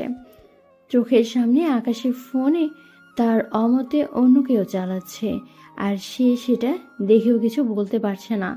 আর বলবে বা কীভাবে যে এমনটা করেছে, সে তো আর তার সামনে নেই। এর মধ্যেই হ্যাকার আকাশের বানানো অ্যাপ্লিকেশনে তার ফোন দিয়ে এন্টার বা প্রবেশ করার চেষ্টা করে। হ্যাকারের এই বিষয়টা দেখার পর শরীরে রক্ত টকবক করতে শুরু করেছে আকাশের, কারণ নিজের বানানো অ্যাপ্লিকেশন তার অনুমতি ছাড়া অন্য কেউ ঢুকবে সেটা সে কখনোই মেনে নেবে না। জলদি করে বুদ্ধি করে তাকে কি করে এই সমস্যা থেকে রেহাই পাওয়া যায়। ফোনটা কোনোভাবে কম্পিউটারের সাথে কানেক্ট করতে পারলে সেকেন্ডের মধ্যে এটা সলিউশন সে বের করে ফেলতে পারত, কিন্তু এই পদ্ধতিতে তার সিকিউরিটি 12টা বেজে যাবে। হ্যাকার যদি ভালো মানে হ্যাকিং জেনে থাকে তাহলে আকাশ ফোনটা কম্পিউটারের সাথে কানেক্ট করার সাথে সাথেই কম্পিউটার অ্যাক্সেস সহ সে নিয়ে নেবে। আকাশ বুদ্ধি খাটিয়ে কম্পিউটারের সাথে ফোন কানেক্ট না করে অন্য কোনো উপায় খুঁজতে থাকে এ সমস্যা থেকে মুক্তি পাওয়ার জন্য। মিনিট খানিক ভাবতেই আকাশ একটা উপায় খুঁজে বের করে ফেলে। তাকে জলদি এখন উপায়টা কাজে লাগাতে হবে, কারণ হ্যাকার এখনো অ্যাপ্লিকেশন এন্টার করতে পারেনি পাসওয়ার্ডের কারণে। আকাশ অ্যাপ্লিকেশনে প্রবেশের পথে একটা পাসওয়ার্ড সেট করে। আকাশের বানানো অ্যাপ্লিকেশনে যে প্রবেশ করুক না কেন অবশ্যই তাকে পাসওয়ার্ড দিয়ে ভিতরে প্রবেশ করতে হবে। তবে বর্তমানে আকাশের কিছুটা নার্ভাস লাগছে, কারণ হ্যাকার যদি কোনোভাবেই তার সিকিউরিটি ভেঙে ভিতরে প্রবেশ করে তাহলে বড় সড়ো একটা লোকসান হয়ে যাবে। একজন কম্পিউটার এক্সপার্টের সবচাইতে বড় অ্যাচিভমেন্ট বা অর্জন হচ্ছে তার নিজের বানানো প্রোগ্রাম যথাযথ কাজ করা এবং সেই সঙ্গে সেটার সিকিউরিটিটাও বজায় থাকা। তবে কেউ যদি বিনা পরিশ্রমে অন্যের বানানো যে কোনো জিনিস কবজা করে নেয় এবং সেটা তার অমতে ব্যবহার করে তাহলে সেটার চাইতে বড় কষ্ট আর কিছুই নেই সেই ব্যক্তির জন্য। তবে আকাশের ক্ষেত্রে এমন হওয়ার সম্ভাবনা খুবই কম, কারণ একে তো প্রোগ্রাম ক্রিয়েটর সে নিজেই, দ্বিতীয়ত সে নিজেও একজন দক্ষ হ্যাকার। তারপরেও আকাশ মনে মনে ঠিক করে তার যেভাবে হোক ফোনের অ্যাক্সেস দ্রুত নিজের কন্ট্রোলে নিতে হবে। ভাবনা অনুযায়ী আকাশ কাজে লেগে পড়ে। আকাশ শুরুতে কম্পিউটার সাহায্যে অ্যাপ্লিকেশনের স্পেসিফিক সার্ভার রান করে, যাতে করে কেউ সার্ভারে প্রবেশ করলে সেন্টার অ্যাক্টিভিটি সে বুঝতে পারে। এরপর অ্যাপ্লিকেশনের সিকিউরিটি মানে পাসওয়ার্ডটা পরিবর্তন করে সেটাতে 60 সেকেন্ডের টাইমিং লাগিয়ে দেয়। আর এই টাইমিংটা সাধারণত কোনো টাইমিং না। এখানে অনেকের মনে প্রশ্ন জাগতে পারে, টাইমিং মানে সময়ের কথা বলা হচ্ছে, কিন্তু আমি তাহলে কোন টাইমিং এর কথা বলছি? আসলে আমি যে টাইমিং এর কথা বলছি সেটার অর্থ সময়, সেটা ঠিক আছে, কিন্তু এটার কার্যক্রম একেবারেই ভিন্ন। আকাশ যে টাইমিং সেট করেছে সেটাতে করে প্রতি 1 মিনিট পর পর অ্যাপ্লিকেশনের পাসওয়ার্ড অটোমেটিক পরিবর্তন হয়ে যাবে, আর পরিবর্তিত পাসওয়ার্ডগুলো সার্ভারে একটা স্টোরে এসে জমা হবে। ফলে হ্যাকার সিস্টেম ব্রেক করার জন্য সময় পাবে 1 মিনিট।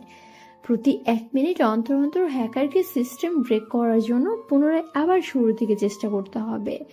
প্রথম ধাপে আকাশ সার্ভারের ট্রাফিক দেখার পারমিশন সার্ভারের সিকিউরিটি শক্ত করে দেয়। দ্বিতীয় ধাপে তার হাতে ব্যবহারকৃত অন্য আরেকটা ফোন সে কাজে লাগায়, কারণ আমি আগে বলেছি কম্পিউটার দিয়ে কিছু করার চেষ্টা করলে সেটাতে ক্ষতির মুখে পড়ার সম্ভাবনা আছে। আর তাছাড়া হ্যাকার থেকে ফোনের অ্যাক্সেস ফিরে নেওয়ার জন্য অবশ্যই তার অন্য একটা ডিভাইসের প্রয়োজন। কম্পিউটার দ্বারা যেহেতু সম্ভব নয়, তাই সে হাতের ফোনটা কাজে লাগায়। হ্যাকারের কবজায় থাকা ফোনে একটা ক্লোনিং হোয়াটসঅ্যাপ আছে, যেটা আকাশ প্রোগ্রামের সাহায্যে অরিজিনাল হোয়াটসঅ্যাপের ন্যায় ফোনে রান করিয়ে রেখেছে অন্য কান্ট্রি নাম্বার দিয়ে, যাতে করে ভবিষ্যতে যদি কখনো কোনো সমস্যায় পড়ে তাহলে যেন সে এটার সাহায্যে সমাধান বের করতে পারে। আর তাছাড়া প্রোগ্রামদের একটা রীতি আছে, তারা যখন কোনো প্রোগ্রাম ক্রিয়েট করে তখন তারা সেটাতে যথাযথ সিকিউরিটি দিয়ে রাখে। আকাশের কম্পিউটারে যথাযথ সিকিউরিটি দেওয়া, কিন্তু সে যেহেতু অ্যাপ্লিকেশনটা ফোনে টেস্টিং করবে, তাই সে আগে থেকে সিকিউরিটি দেওয়ার পাশাপাশি ফোনের একটা ব্রেকআপ সিকিউরিটি রেখেছে। আর সে মূলত এটা করেছিল কখনো যদি তার প্রয়োজন পড়ে তাহলে সে যে কোনো জায়গা থেকে অন্য ডিভাইস দ্বারা পুরাতন ফোনের সাথে অ্যাক্সেস করে নিতে পারে, এবং সেই সাথে কখনো যদি তার ফোনে কোনো সমস্যা হয় তাহলে সে যাতে সেটা সমাধান করতে পারে। কিন্তু সে কখনোই ভাবেনি তার ফোনটা হ্যাক হবে আর তার করা ফোনের সিকিউরিটি এভাবে কাজে লাগবে।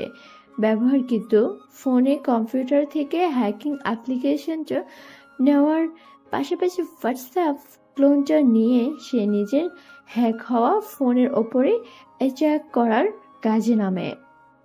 ফোনটা নিজের আয়ত্তে না থাকায় এখন তার নিজের ফোনকেই নিজে হ্যাক করতে হবে, আর সেটার জন্য তাকে হ্যাকারের কবজা থাকা ফোনের হোয়াটসঅ্যাপ ক্লোনটাকে আগে হ্যাক করে নিজের কন্ট্রোলে নিতে হবে। হোয়াটসঅ্যাপে অ্যান্ড টু অ্যান্ড এনক্রিপশন থাকে। অ্যান্ড টু অ্যান্ড এনক্রিপশন হচ্ছে, যেমন আপনারা জেন্ডার ব্যবহার করলে সেটাতে পেয়ার ট্রু পেয়ার কানেকশন থাকে, যেটাতে করে ডায়েট সিস্টেম পেয়ার যায়। আর এন্ড টু এন্ড এনক্রিপশনের মধ্যে কোনো মেডিয়েটর বা কোনো ডায়েট সেন্টার না গিয়ে ডিরেক্ট রান করবে, যাতে এনক্রিপশন বহাল থাকে। এবার সেটাকে ডিকো করার জন্য একটা কি বা চাবির প্রয়োজন পড়ে, কারণ যেহেতু এটা এনক্রিপশন তাই সেটাকে ডিক্রিপশন করার জন্য অবশ্যই চাবির দরকার। আর চাবিটা অ্যান্ড্রয়েড সিস্টেমের রুট ফোল্ডারের মধ্যে থাকে। যখন কেউ ফোন রুট করে তখন চাবি ফোল্ডার বা ফাইলটা বাইরে চলে আসে। এজন্য সবার জন্য সতর্কবার্তা, কেউ কোনো কিছু করার জন্য বা কোনো অ্যাপ্লিকেশন চালানোর জন্য কখনোই ফোন রুট করবেন না। রুট হচ্ছে এমন একটা দেওয়াল যেটার পেছনে আপনার সিকিউরিটি লুকিয়ে থাকে, কিন্তু আপনি যখন ফোন রুট করবেন তখন সেই দেওয়াল সরে গিয়ে সিকিউরিটি প্রকাশ্যে চলে আসে। আকাশ নিজের ফোনটা আগে রুট করে রেখেছিল এবং সেই সঙ্গে ডাটাবেজের মেসেজ ফাইলটাও তার কাছে রয়েছে।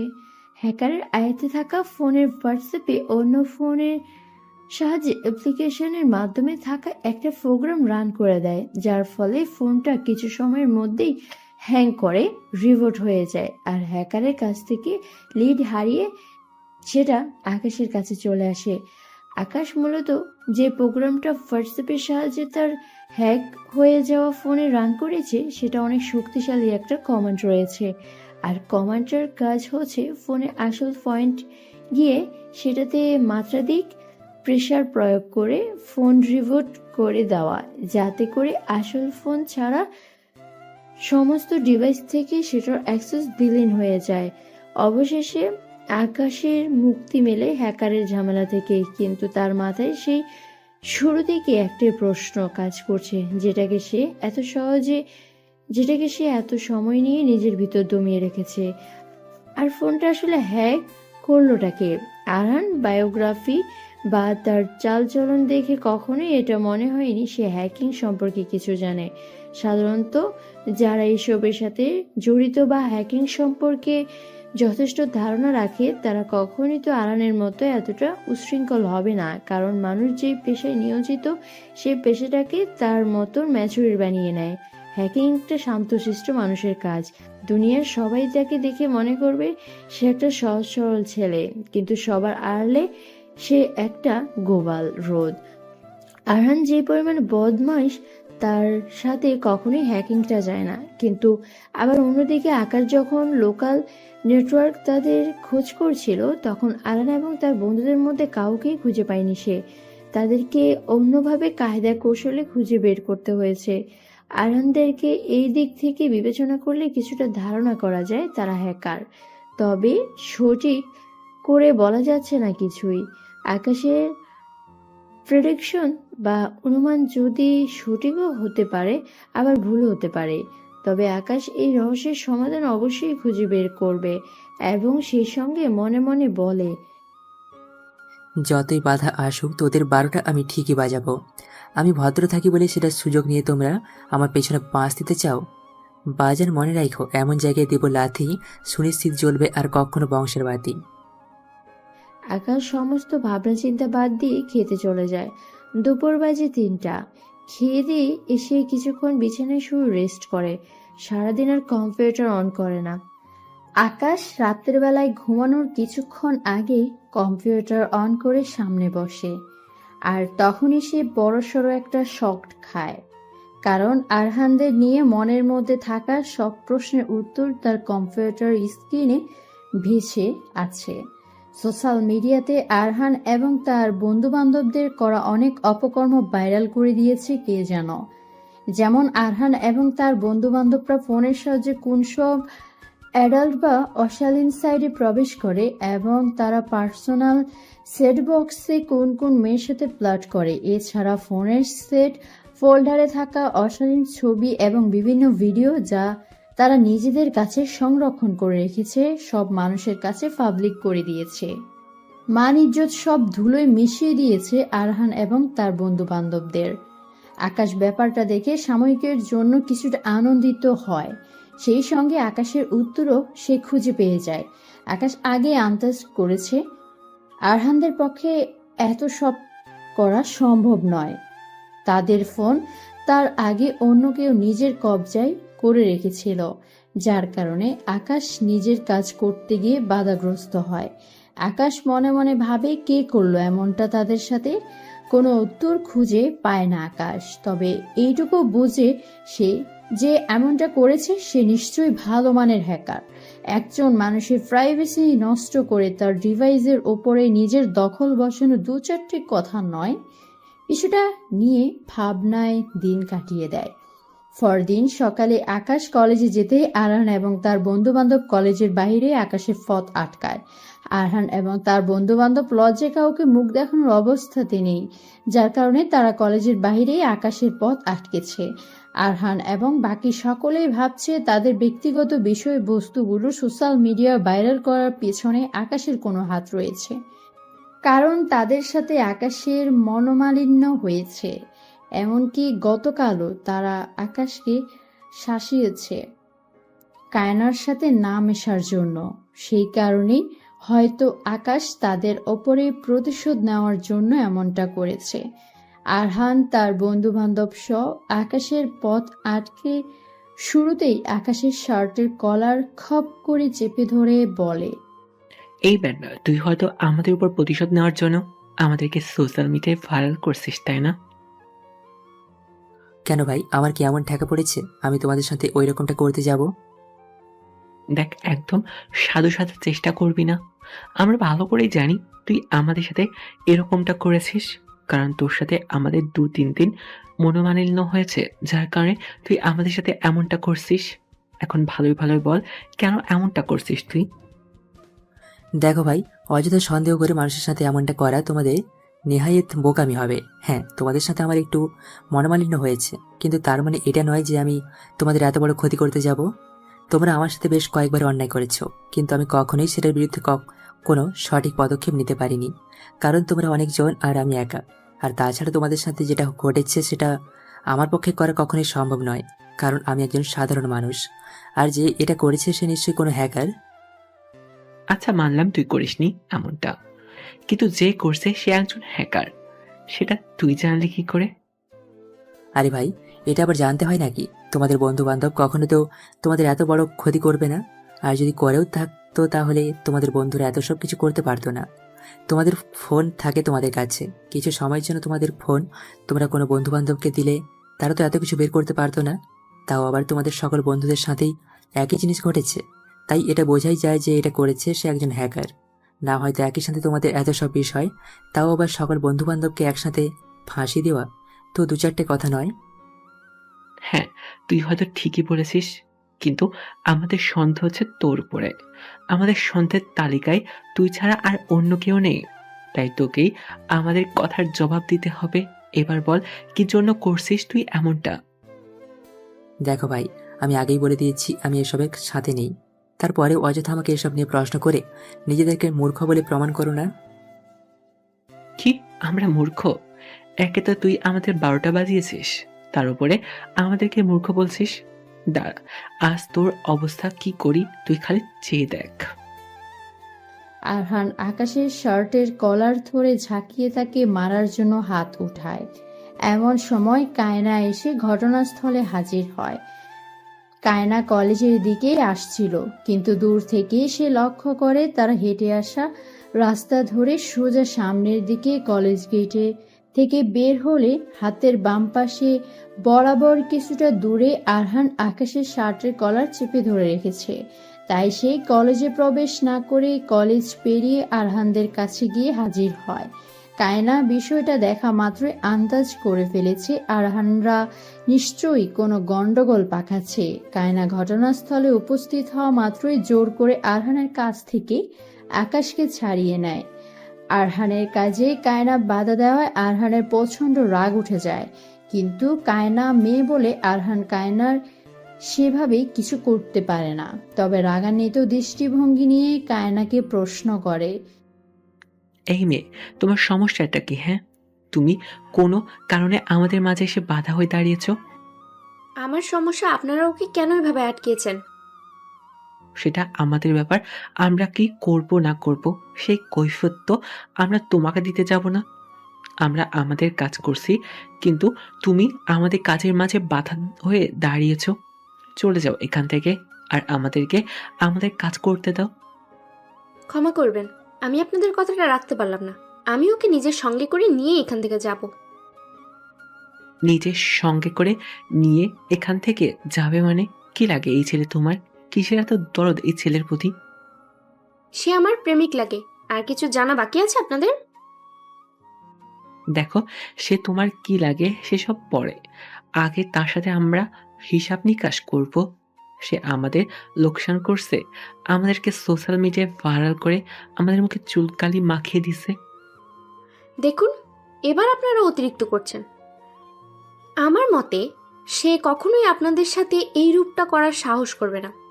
যদি তার ভিতরে এতটা সাহস থাকতো, তাহলে সে বহু আগেই আপনাদের করা অত্যাচারের প্রতিবাদ করত। আমার বিশ্বাস আকাশ কখনো এমনটা করবে না। আপনারা নিজেদের অন্যান্য কাজ করুন, আর তাকে আমার সাথে করে নিয়ে যেতে দিন। এতগুলো ছেলে মিলে একটা ছেলেকে একা পেয়ে তার উপরে জোর খাটানো কোনো বুদ্ধিমানের কাজ না। এই মেয়ে, কথা হিসেবে করে বলবে, বলে দিলাম। আমরা অতিরিক্ত করছি না, কি করছি সেটা তোমার থেকে আমরা শুনতে চাইনি। আমরা খালি এটুকুই জানি আমাদেরকে সকলের সামনে বদনাম করার পিছনে এই ছেলের হাত রয়েছে, তাই আমরা ওর সাথে হিসাব নিকাশ না করে ওকে ছাড়ছি না। শোনেন ভাইয়ারা, এখনো সময় আছে। ওকে ছেড়ে নিজেদের অন্যান্য কাজ করলে সেটা করুন। গত 2 থেকে 3 দিন আগে রাফি না কে জানি হারিয়ে গেছে। তার কয়েকজন বন্ধু বান্ধব আকাশকে কলেজের সামনে থেকে উঠিয়ে নিয়ে গিয়ে জিম্মি করে রেখেছিল। তাদেরকে সেনাবাহিনীর হাতে এমন শায়েস্তা করেছি, তারা নিজেদের প্রাণ ভিক্ষা চেয়ে কোনো ভাবেই বেঁচে ফেরেনি। আপনাদের সাথেও কিন্তু এমন টাইপের কিছু ঘটবে। তবে রাফির বন্ধু বান্ধবেরা সুস্থভাবে বেঁচে থাকলেও আপনাদের সাথে কিন্তু তার উল্টোটাও থাকবে। আরহান কায়নার কথায় কিছুটা থতমত খেয়ে যায়, কারণ সে ভাবে আকাশের মেল করে কলেজে পাঠানো সেনাবাহিনীর লোকগুলো হয়তো কায়না পাঠিয়েছে। যদিও বা কায়না এই কলেজে আসার আগে সেনাবাহিনী এসেছিল কলেজে, কিন্তু আরহান বিষয়টা নিয়ে এতটা একটা গভীরভাবে চিন্তা করে নাই। সে ধারণা করে আকাশের সাথে হয়তো কায়নার পূর্বে পরিচয় আছে, আর কায়নায় হয়তো সেনাবাহিনী পাঠিয়েছে। আরহান সাথে সাথে কায়নার বলা কথার সত্যতা যাচাই করতে রাফির বন্ধু বান্ধবকে ফোন দিয়ে জিজ্ঞাসাবাদ করে। রাফির বন্ধু বান্ধব সেদিনকার বিষয়ে আরহানকে সমস্ত ঘটনা খুলে বলার সাথে সাথেই আরহানের ভিতরে আটকে ওঠে। পুলিশ হলেও বিষয়টা স্বাভাবিকভাবে নেওয়া যেত, কিন্তু সেনাবাহিনীর সাথে পাঙ্গা নেওয়া মানে খাল কেটে কুমির আনা। কায়নার ক্ষমতা সম্পর্কে অবগত হওয়া মাত্রই আরহানদের সমস্ত দাপট পিছনের রাস্তা ধরে পালিয়েছে। কোনো প্রকার কথা না বাড়িয়ে চুপচাপ রাস্তা করে দেয় কায়না আর আকাশকে চলে যাওয়ার জন্য। কায়না আকাশকে নিয়ে কলেজের ভেতরে প্রবেশ করে। কায়নার আচরণে আকাশের মনে লাড্ডু ফুটছে। কায়না এতটা সাহস দেখাবে তার জন্য আরহানদের সাথে, সেটা আকাশ স্বপ্নেও কখনো ভাবেনি।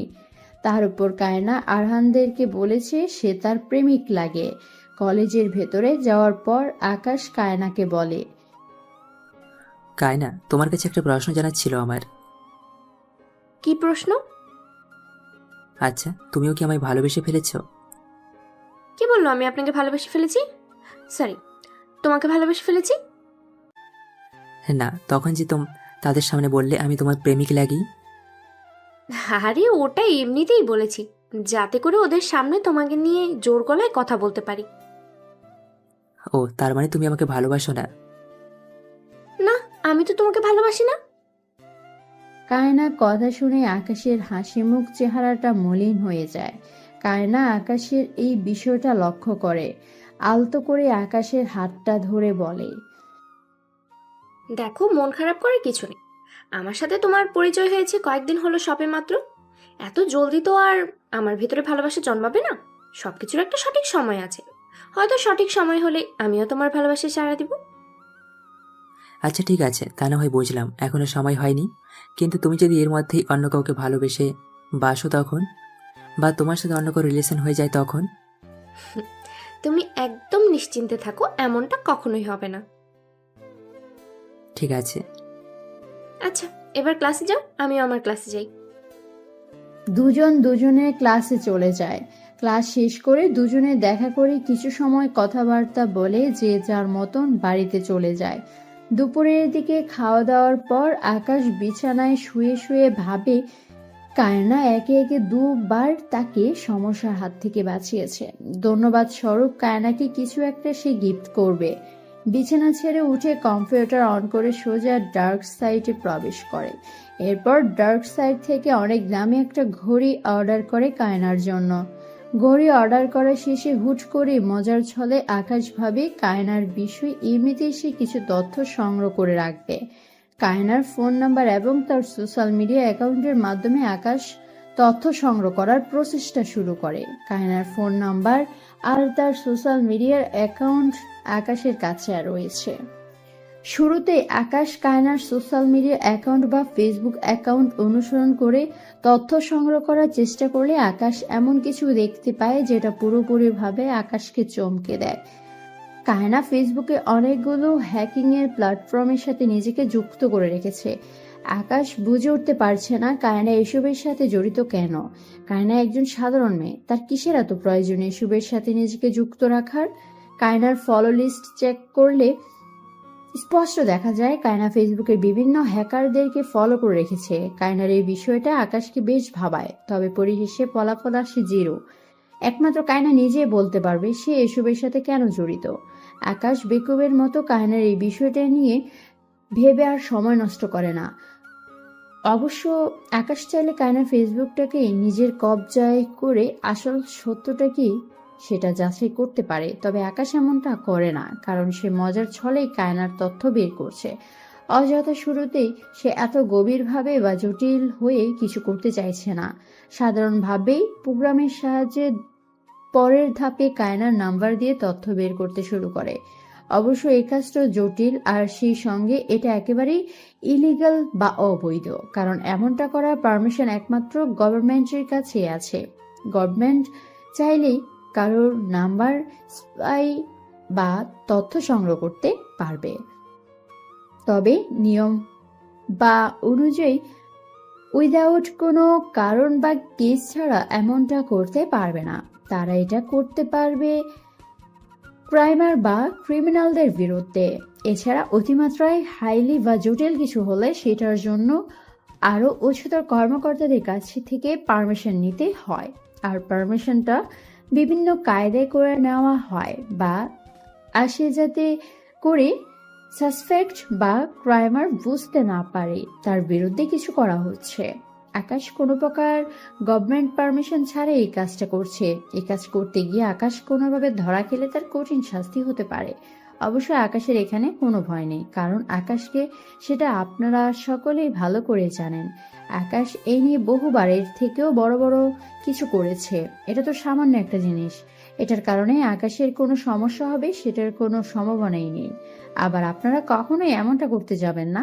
অনেকে আছেন বিভিন্ন টুলস বা বিভিন্ন প্রক্রিয়ার শেখার পর সেটার টেস্টিং এর জন্য বিভিন্ন রকমের কার্যক্রম করে থাকেন, আর সেটাই আপনাদের বিপদের কারণ হয়ে দাঁড়ায়। অল্প বিদ্যা এমনিতে ভয়ঙ্করী। এছাড়া যতই আপনাদের দক্ষতা থাকুক, কখনোই নিয়মের বাইরে গিয়ে কিছু করার চেষ্টা করবেন না। আকাশ প্রোগ্রামে ব্যবহার করে সেটার দ্বারা কায়নার নাম্বার তথ্য সংগ্রহ করতে শুরু করে, কিন্তু এক পর্যায়ে গিয়ে আকাশ দেখে সবকিছুই স্বাভাবিক। অ্যাবনর্মাল বা অস্বাভাবিক কোনো অ্যাক্টিভিটিস আকাশের চোখে পড়েনি, তাই আকাশ সাবজেক্টটাকে বাদ দিয়ে দেয়। বিকালবেলায় আকাশের কাছে মেল এসেছে, তার অর্ডারকৃত ঘড়িটা কেউ তার ঠিকানা মতন রেখে গেছে। আকাশ অর্ডারকৃত ঘড়িটাকে একটা নিরিবিলি জায়গায় রেখে যেতে বলেছে। জায়গাটাকে পরিত্যক্ত বলা চলে, তবে একেবারে পরিত্যক্ত বলেও ভুল হবে। মানুষ খুব কম চলাচল করে সেই জায়গাটায়। আকাশ এমনটা করার কারণ হচ্ছে সে তার লোকেশন শেয়ার করতে চায় না। আর বেশিরভাগ মানুষ ডার্ক ওয়েব থেকে কিছু অর্ডার করলে সেটাকে বিভিন্ন কায়দায় রিসিভ করে, না হয়তো সেটা তার জন্য বিপজ্জনক হতে পারে। আকাশ সঠিক জায়গা থেকে গিয়ে ঘরে নিয়ে এসে নিজের কাছে রেখে দেয়। দেখতে দেখতে সন্ধ্যা ঘুরিয়ে রাত হয়। আকাশ রাত্রেবেলা ডার্ক ওয়েবে এমনিতেই গুড়গুড় করছিল, সেই সঙ্গে খাবারের প্লেট হাতে নিয়ে রাতের খাবার খাচ্ছিল। হুট করে আকাশ দেখে ডার্ক ওয়েবে একজন সোলজার তার সাথে বিটলামি করার চেষ্টা করছে। আকাশ বিষয়টা দেখে হাসতে শুরু করে, কারণ সামান্য একটা সোলজার তার সাথে এসে নিজের দক্ষতা নিয়ে বাহাদুরি দেখাচ্ছে। আকাশ খাওয়া থেকে মনোযোগ সরায় না, স্বাভাবিকভাবে খেতে খেতে সোলজারের বিটলামি দেখতে থাকে। সোলজার আকাশের কম্পিউটার অ্যাক্সেস নিতে নিজের চেষ্টা চালাচ্ছে। আপনারা হয়তো ভাবছেন, এই সোলজার আবার কেমন সোলজার? সোলজার মানে তো সৈনিক বা ডিফেন্সের কর্মীদেরকে বলা হয়, কিন্তু তারা ডার্ক ওয়েবে কি করছে? না, আসলে ঘটনা এমনটা নয়। সোলজার মানে সৈনিক হলো এই সোলজারের কাহিনী একেবারে ভিন্ন। ডার্ক ওয়েবের একটা প্রোগ্রাম না অপশন আছে যার নাম ভার্চুয়াল কার্ডিং বা কার্ডিং, যেটাতে ঢোকার জন্য মিনিমাম সোলজার হতে হয়। যখন কেউ নিজের দক্ষতা বলে সেখানে সোলজার হয়, তখন তাকে এই বেজ বা উপাধিটা দেওয়া হয়। যেমনটা ধরুন ফেসবুকের টপ ফ্যানের মতো, যখন কেউ সোলজার হয় তখন সেটা শো করে, তবে সেটা অ্যাডমিনরা দেখতে পায়। আকাশের পাওয়ার কতটুকু ডার্ক ওয়েবে সেটা তো সকলেই জানেন। আকাশ হচ্ছে ডার্ক ওয়েবের এক মুকুটহীন রাজা, কিন্তু সেটা সে প্রকাশ করতে স্বাচ্ছন্দ্য বোধ করে না। তবে সে না চাইলেও যারা তাকে চেনে তারা সবাই তাকে যথাযথ সম্মান দেয়। সোলজারটা হয়তো নতুন বেজ বা নতুন পরিচয় পেয়েছে, যার কারণে সে এত উড়াল দিয়েছে। না হয়তো বা তার মাথায় বদবুদ্ধি চেপেছে। সে আকাশের প্রোগ্রাম নিজের কবজায় করে ডার্ক ওয়ার্ল্ডে নিজের এক নতুন পরিচয় বানাবে, কিন্তু সেটা হয়তো তার জন্য অসম্ভব, কারণ সে একজন সোলজার। আর সে যে অ্যাডমিনদের তত্ত্বাবধানে কাজ করে, আকাশ তাদেরও হেডমাস্টার। আকাশের কম্পিউটার নিজের কবজায় নেওয়া তার পক্ষে অসম্ভব। আকাশ শান্তশিষ্ট ভাবে খাওয়া দাওয়া শেষ করে সোলজারের সাথে নিজেও বিটলামি শুরু করে। সোলজারকে শুরুতে একটা মেসেজ করে বলে প্রোগ্রামে এভাবে নয়, এভাবে হ্যাক করতে হয়। আর তারপরে সেকেন্ডেই সোলজারের প্রোগ্রাম সিস্টেম সমস্ত অ্যাক্সেস আকাশ নিজের কবজায় করে নেয়। সোলজার পুরো থতমত খেয়ে যায়। আসলে সোলজার বুঝতেই পারেনি আকাশ আসলে কে, কারণ সে অল্প কিছুদিন হয়েছে ডার্ক ওয়েব জগতে। অবশ্য যদিও বা সে আকাশের আইকন বা সিম্বল দেখেছে, কিন্তু সে ভেবেছিল আকাশ হয়তো ফেক, তাই সে এমনটা করেছে। আকাশ সোলজারের প্রোগ্রামে প্রবেশ করে তার প্রোগ্রামে একটা ট্রোজান ভাইরাস ছেড়ে দেয়, তবে এটা সোলজার বুঝতে পারে না। সোলজার খালি বুঝতে পারে আকাশ তার প্রোগ্রামে অ্যাক্সেস নিয়ে রেখেছে। সোলজারের ভয়ে ভেতরটা ধুমড়ে মুচড়ে যাচ্ছে। সোলজার কি করবে বুঝে উঠতে পারছে না। আকাশ প্রোগ্রামে এমনভাবে এন্ট্রি নিয়েছে, তাকে বের করার কোনো কায়দা কৌশল সোলজারের জানা নেই। হাত গুটিয়ে বসে আছে সোলজার। আকাশ সোলজারের প্রোগ্রামে ঢুকে আরো শিওর হয় সোলজার একেবারে নতুন পাবলিক। তাই সে কিছু সময় পর সোলজার প্রোগ্রাম থেকে বেরিয়ে মেসেজের মাধ্যমে সোলজারকে বলে, এই যাত্রায় ছেড়ে দিলাম, তবে মনে রাখিস তোর প্রোগ্রামের সিকিউরিটি সিস্টেম পুরোটাই আমার কাছে। ভবিষ্যতে আর কখনো বিটলামি করার চেষ্টা করলে তুই সহ তোর কম্পিউটারকে বিস্ফোরণ করে দুটোকেই ওপরে টিকিট ধরিয়ে দেব। সোলজার মুখ দিয়ে ভয় কোনো কথা বের হচ্ছে না। সোলজার এতদিন স্পাইডারের কথা শুনে এসেছে শুধু। সে ভেবেছিল স্পাইডার রিয়েল বা সত্যি না, কিন্তু তার সাথে যে রিয়েল স্পাইডার দেখা হয়ে যাবে সেটা সে কখনোই কল্পনা করেনি। কারণ স্পাইডার হচ্ছে ডার্ক ওয়েবের মন্ত্রী মিনিস্টারের মতো। বাস্তবিক জীবনে দেখা যায় অনেক মানুষ অনেক রকমের চেষ্টা করার পরও বড় মাপের কর্মকর্তার সাথে দেখা করতে সক্ষম হয় না। বড় মাপের কর্মকর্তারা হচ্ছে অমাবস্যার চাঁদের মতন। তাদের কথা মানুষের মুখে বা নিউজ রিপোর্টারদের কাছে খালি শোনা যায়, সরাসরি বা সামনাসামনি হওয়া কখনোই তাদের পক্ষে সম্ভব হয় না। আকাশও ঠিক এমন। ডার্ক ওয়েবের অধিকাংশ লোকেরই এই ইচ্ছা, তারা স্পাইডারের সাথে কথা বলবে বা তার সাথে কমিউনিকেট করবে, তবে সেটা তাদের ইচ্ছা বা স্বপ্নই থেকে যায়। সোলজার কখনো কল্পনা করেনি মেঘ না চাইতেই বৃষ্টি হবে। আকাশ সোলজারকে যথাযথ শিক্ষা দিয়ে সোলজারের প্রোগ্রামের থেকে বেরিয়ে কম্পিউটার অফ করে বিছানায় শুয়ে পড়ে ঘুমানোর জন্য। পরদিন সকালবেলা ঘুম থেকে উঠে রেডি হয়ে কায়নার জন্য অর্ডার করে আনা ঘড়িটা ব্যাগের ভিতর নিয়ে চলে যায়। আজ একটু দেরি হয়ে গেছে কলেজে পৌঁছাতে। ক্লাস শুরু হওয়ার উপক্রম। প্রায় এমন সময় আকাশ কলেজে পৌঁছেছে। কলেজে পৌঁছে জানের ভাইয়া না দেখে সোজা ক্লাসে চলে যায়। দেখতে দেখতে 12টার দিকে ক্লাস ছুটি হয়ে যায়। আকাশ ছুটির পর কায়নার সাথে তার দেখা হয়। দুজনে একটা জায়গায় বসে বসে কথা বলছে। দুজনের মধ্যে বেশ ভালো বন্ডিং বা সম্পর্ক তৈরি হয়েছে। আকাশ কথা বলার এক পর্যায়ে গিয়ে কায়নাকে জিজ্ঞাসা করে, আচ্ছা কায়না, গতকাল দেখলাম তোমার ফলো লিস্টে তুমি ফেসবুকে বিভিন্ন হ্যাকিং প্ল্যাটফর্মের সাথে নিজেকে যুক্ত করে রেখেছো। তোমার এমনটা করার কারণ কি? ও আচ্ছা, এই ব্যাপার। আকাশের প্রশ্নের উত্তর আকাশ পেয়ে গেছে, কিন্তু তারপরও আকাশের কেমন যেন মনের ভিতরে খটকা লাগছে।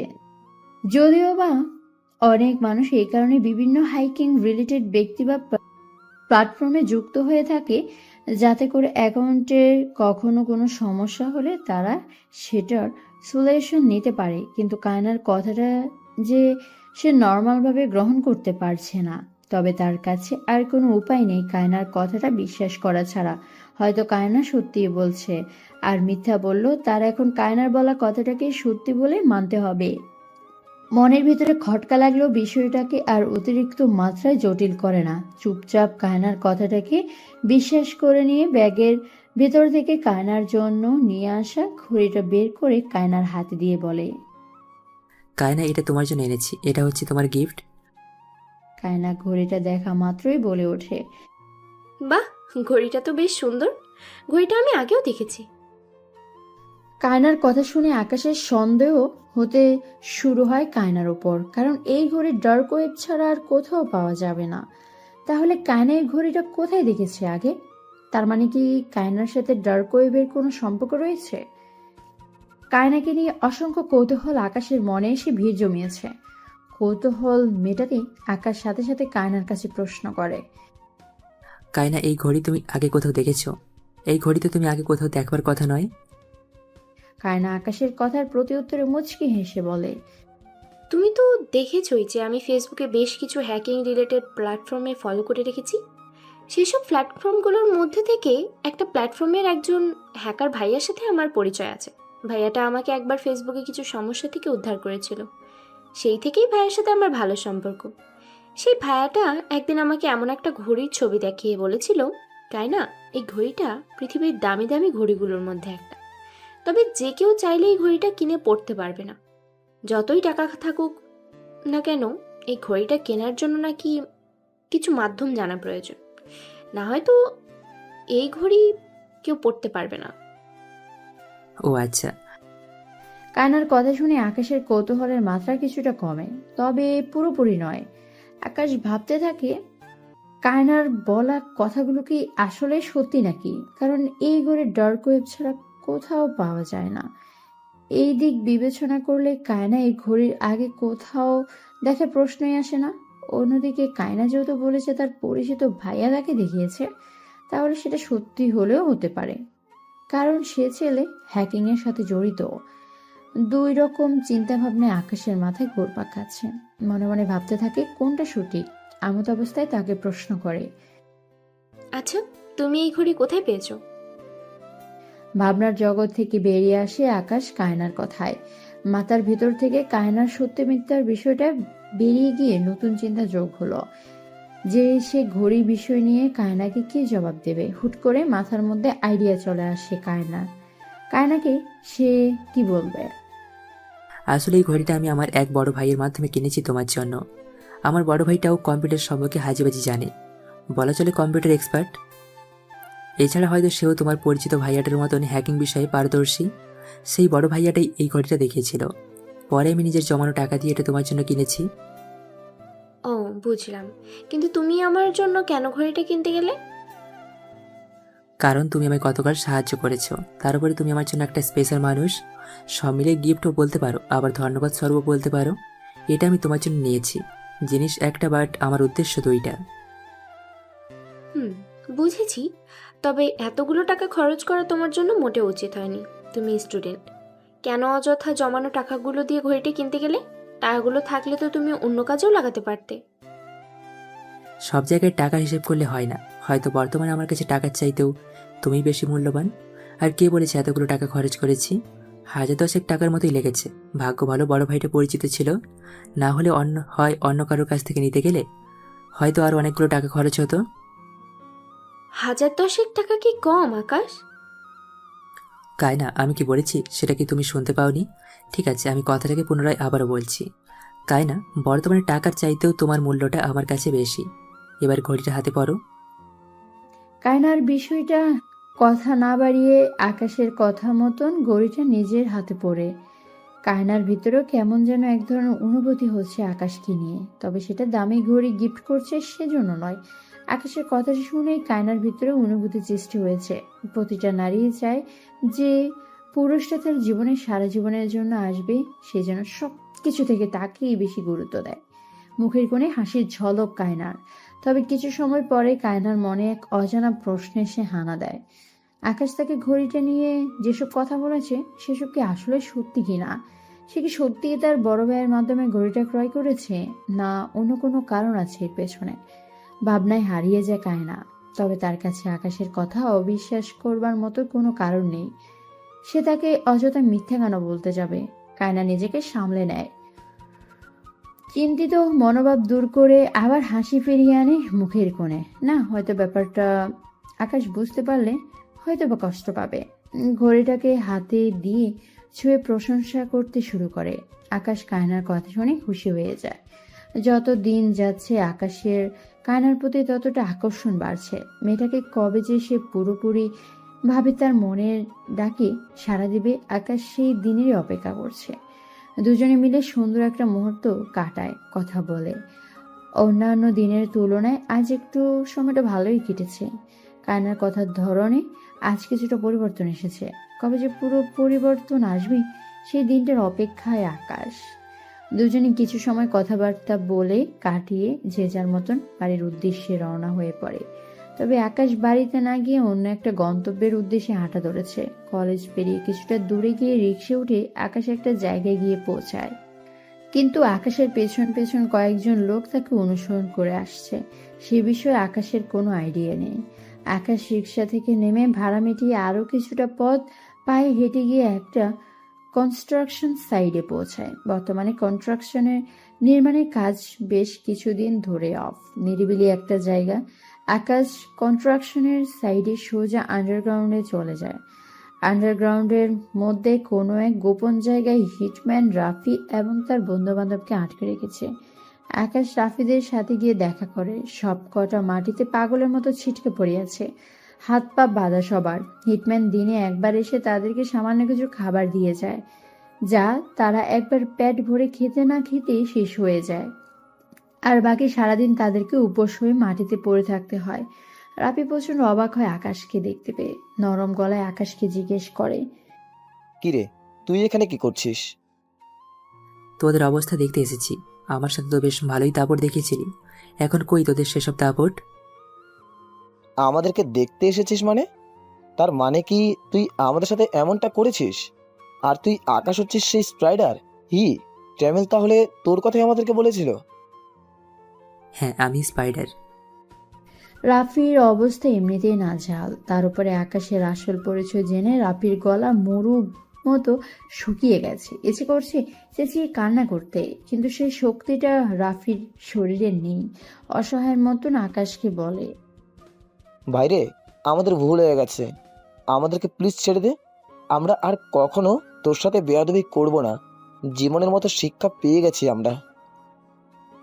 তোদের ক্ষমা চাওয়ার সময়টা বহু আগেই ফুরিয়ে গেছে। এখন আর ক্ষমা চেয়ে কোনো লাভ নেই। শুক্রিয়া কর আমি এখনো হিটম্যানকে বলিনি তোদের উপরের টিকিট ধরিয়ে দিতে। না হয়তো আরও আগেই তোরা উপরে চলে যেতি। তবে জলদি তোদের সাথে ওই রকমটা ঘটবে। যদি তোদের সময় একেবারে ফুরিয়ে যাবে। ভাই, তোর দুটো পায়ে পড়ি, প্লিজ শেষ একটা সুযোগ দে আমাদের। সত্যি আর কখনো এরকম করব না আমরা। আর আমরা একেবারে ভালো হয়ে যাব, কখনো কারোর সাথে বেয়াদবি করব না। বললাম তো তোদের সময় শেষ, এবার তোদের উপরে যাওয়ার পালা। আকাশ রাফিকে আর কিছু বলার সুযোগ না দিয়ে উঠে চলে আসতে ধরবে, এমন সময় পিছন থেকে আরান এবং তার বাকি বন্ধুবান্ধব আকাশের শার্টের কলার চিপে ধরে। আরানরা এত সময় আকাশের পিছু করছিল, কারণ তারা গতকাল একবার ব্যর্থ হয়েছে কায়নার কারণে। তাই তারা নতুন প্ল্যান করেছে আকাশকে সাহায্য করার। আরহানরা কলেজে বা কায়না আকাশের সাথে থাকাকালীন কখনোই আকাশ কিছু করতে পারবে না। সেজন্য তারা ঠিক করেছে আকাশকে কলেজের বাইরে দূরে কোথাও ধরবে।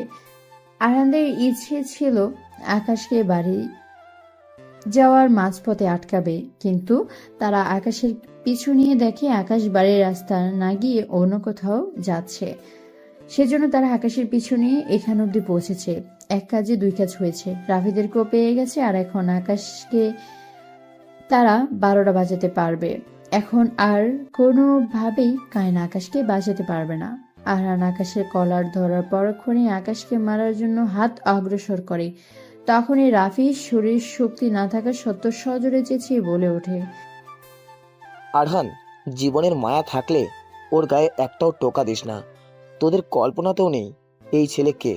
তোরা আকাশের গায়ে একটা ফুলের টোকা দিলে, বিশ্বাস কর, লোকজন তোদেরকে পাতালে লুকিয়ে থাকলেও সেখান থেকে তোদেরকে খুঁজে বের করে এনে তোদের অবস্থা না জেহাল করে দেবে। আরহান রাফির কথা শুনে অবাক হয়ে হাত নামিয়ে রাফিকে প্রশ্ন করে, রাফি, তুই এসব কি বলছিস? আর তোদের এইখানে কি বন্দি করে রেখেছে? যা বলছি সত্যি বলছি। এই আকাশ আর অন্য কেউ না, এই ছেলেই হচ্ছে ডার্ক ওয়ার্ল্ড স্প্রাইডার। ওকে আমরা মেয়ে রেখেছিলাম বলে জাস্ট একটা মাত্র লোক আমাদের সকলকে এখানে উঠিয়ে এনে বন্দি করে রেখেছে। তার সামনে আমাদের মতো 10টা মানুষও কম পড়বে, একাই সব কয়টাকে লাশ বানিয়ে দেবে। একবার ভেবে দেখ, তোরা ওর গায়ে হাত দিলে তোদের অবস্থা কি হবে। আর তোরা সকলেই শুনেছিস হয়তো, ডাক ওয়েবে ট্যামিল বা মোমে মস্তান ভাড়া করা যায়। জাস্ট একজন লোক আমাদের সবাইকে উঠিয়ে নিয়ে চলে এসেছে। এর শরীরে হাত দেওয়া বাকি আরও কত সংখ্যা বাকি আছে স্প্রাইডারের কালো দুনিয়াতে, একমাত্র ওপরওয়ালাই ভালো জানে। আর আমি নিজেও তো এই স্প্রাইডারের ভক্ত। বিশ্বাস কর আরহান, জীবনটা একেবারে জানহান হয়ে যাবে তোদের। এই ছেলের এক কথায় ডার্ক ওয়েবের মতো কালো দুনিয়া থেকে মানুষের রূপ ধারণ করে বসে থাকা এমন সব দান্দাত রাস্তায় বেরিয়ে আসবে, যারা অল্প কিছু সময়ের মধ্যেই ধরে এনে পুরো শহরের মানচিত্রকে লাল রক্ত করে দেবে। আরহান রাফির কথা শোনা মাত্রই শান্ত হয়ে যায়। আরহান এবং বাকি সবাই হতভম্ব আকাশের পরিচয় শুনে। এমন সময় আন্ডারগ্রাউন্ডের সিঁড়ি বেয়ে নিচের দিকে কেউ আসার শব্দ শুনতে পাওয়া যায়। রাফি শব্দটা শুনেই সাথে সাথে ভয়ার্থ কণ্ঠে বলে ওঠে, আমরা তো নিজেদের জীবন অলরেডি শেষ করে ফেলেছি। আমাদের সাথে সাথে তোরাও নিজেদের জীবন হাতে ধরে শেষ করেছিস। সিঁড়ি বেয়ে হি ট্যামেল এখানেই আসছে। এবার সব কয়টা সমাধি একসাথেই হবে। রাফি কথাটা বলে শেষ করতে না করতে হিটম্যান সকলের সামনে এসে হাজির।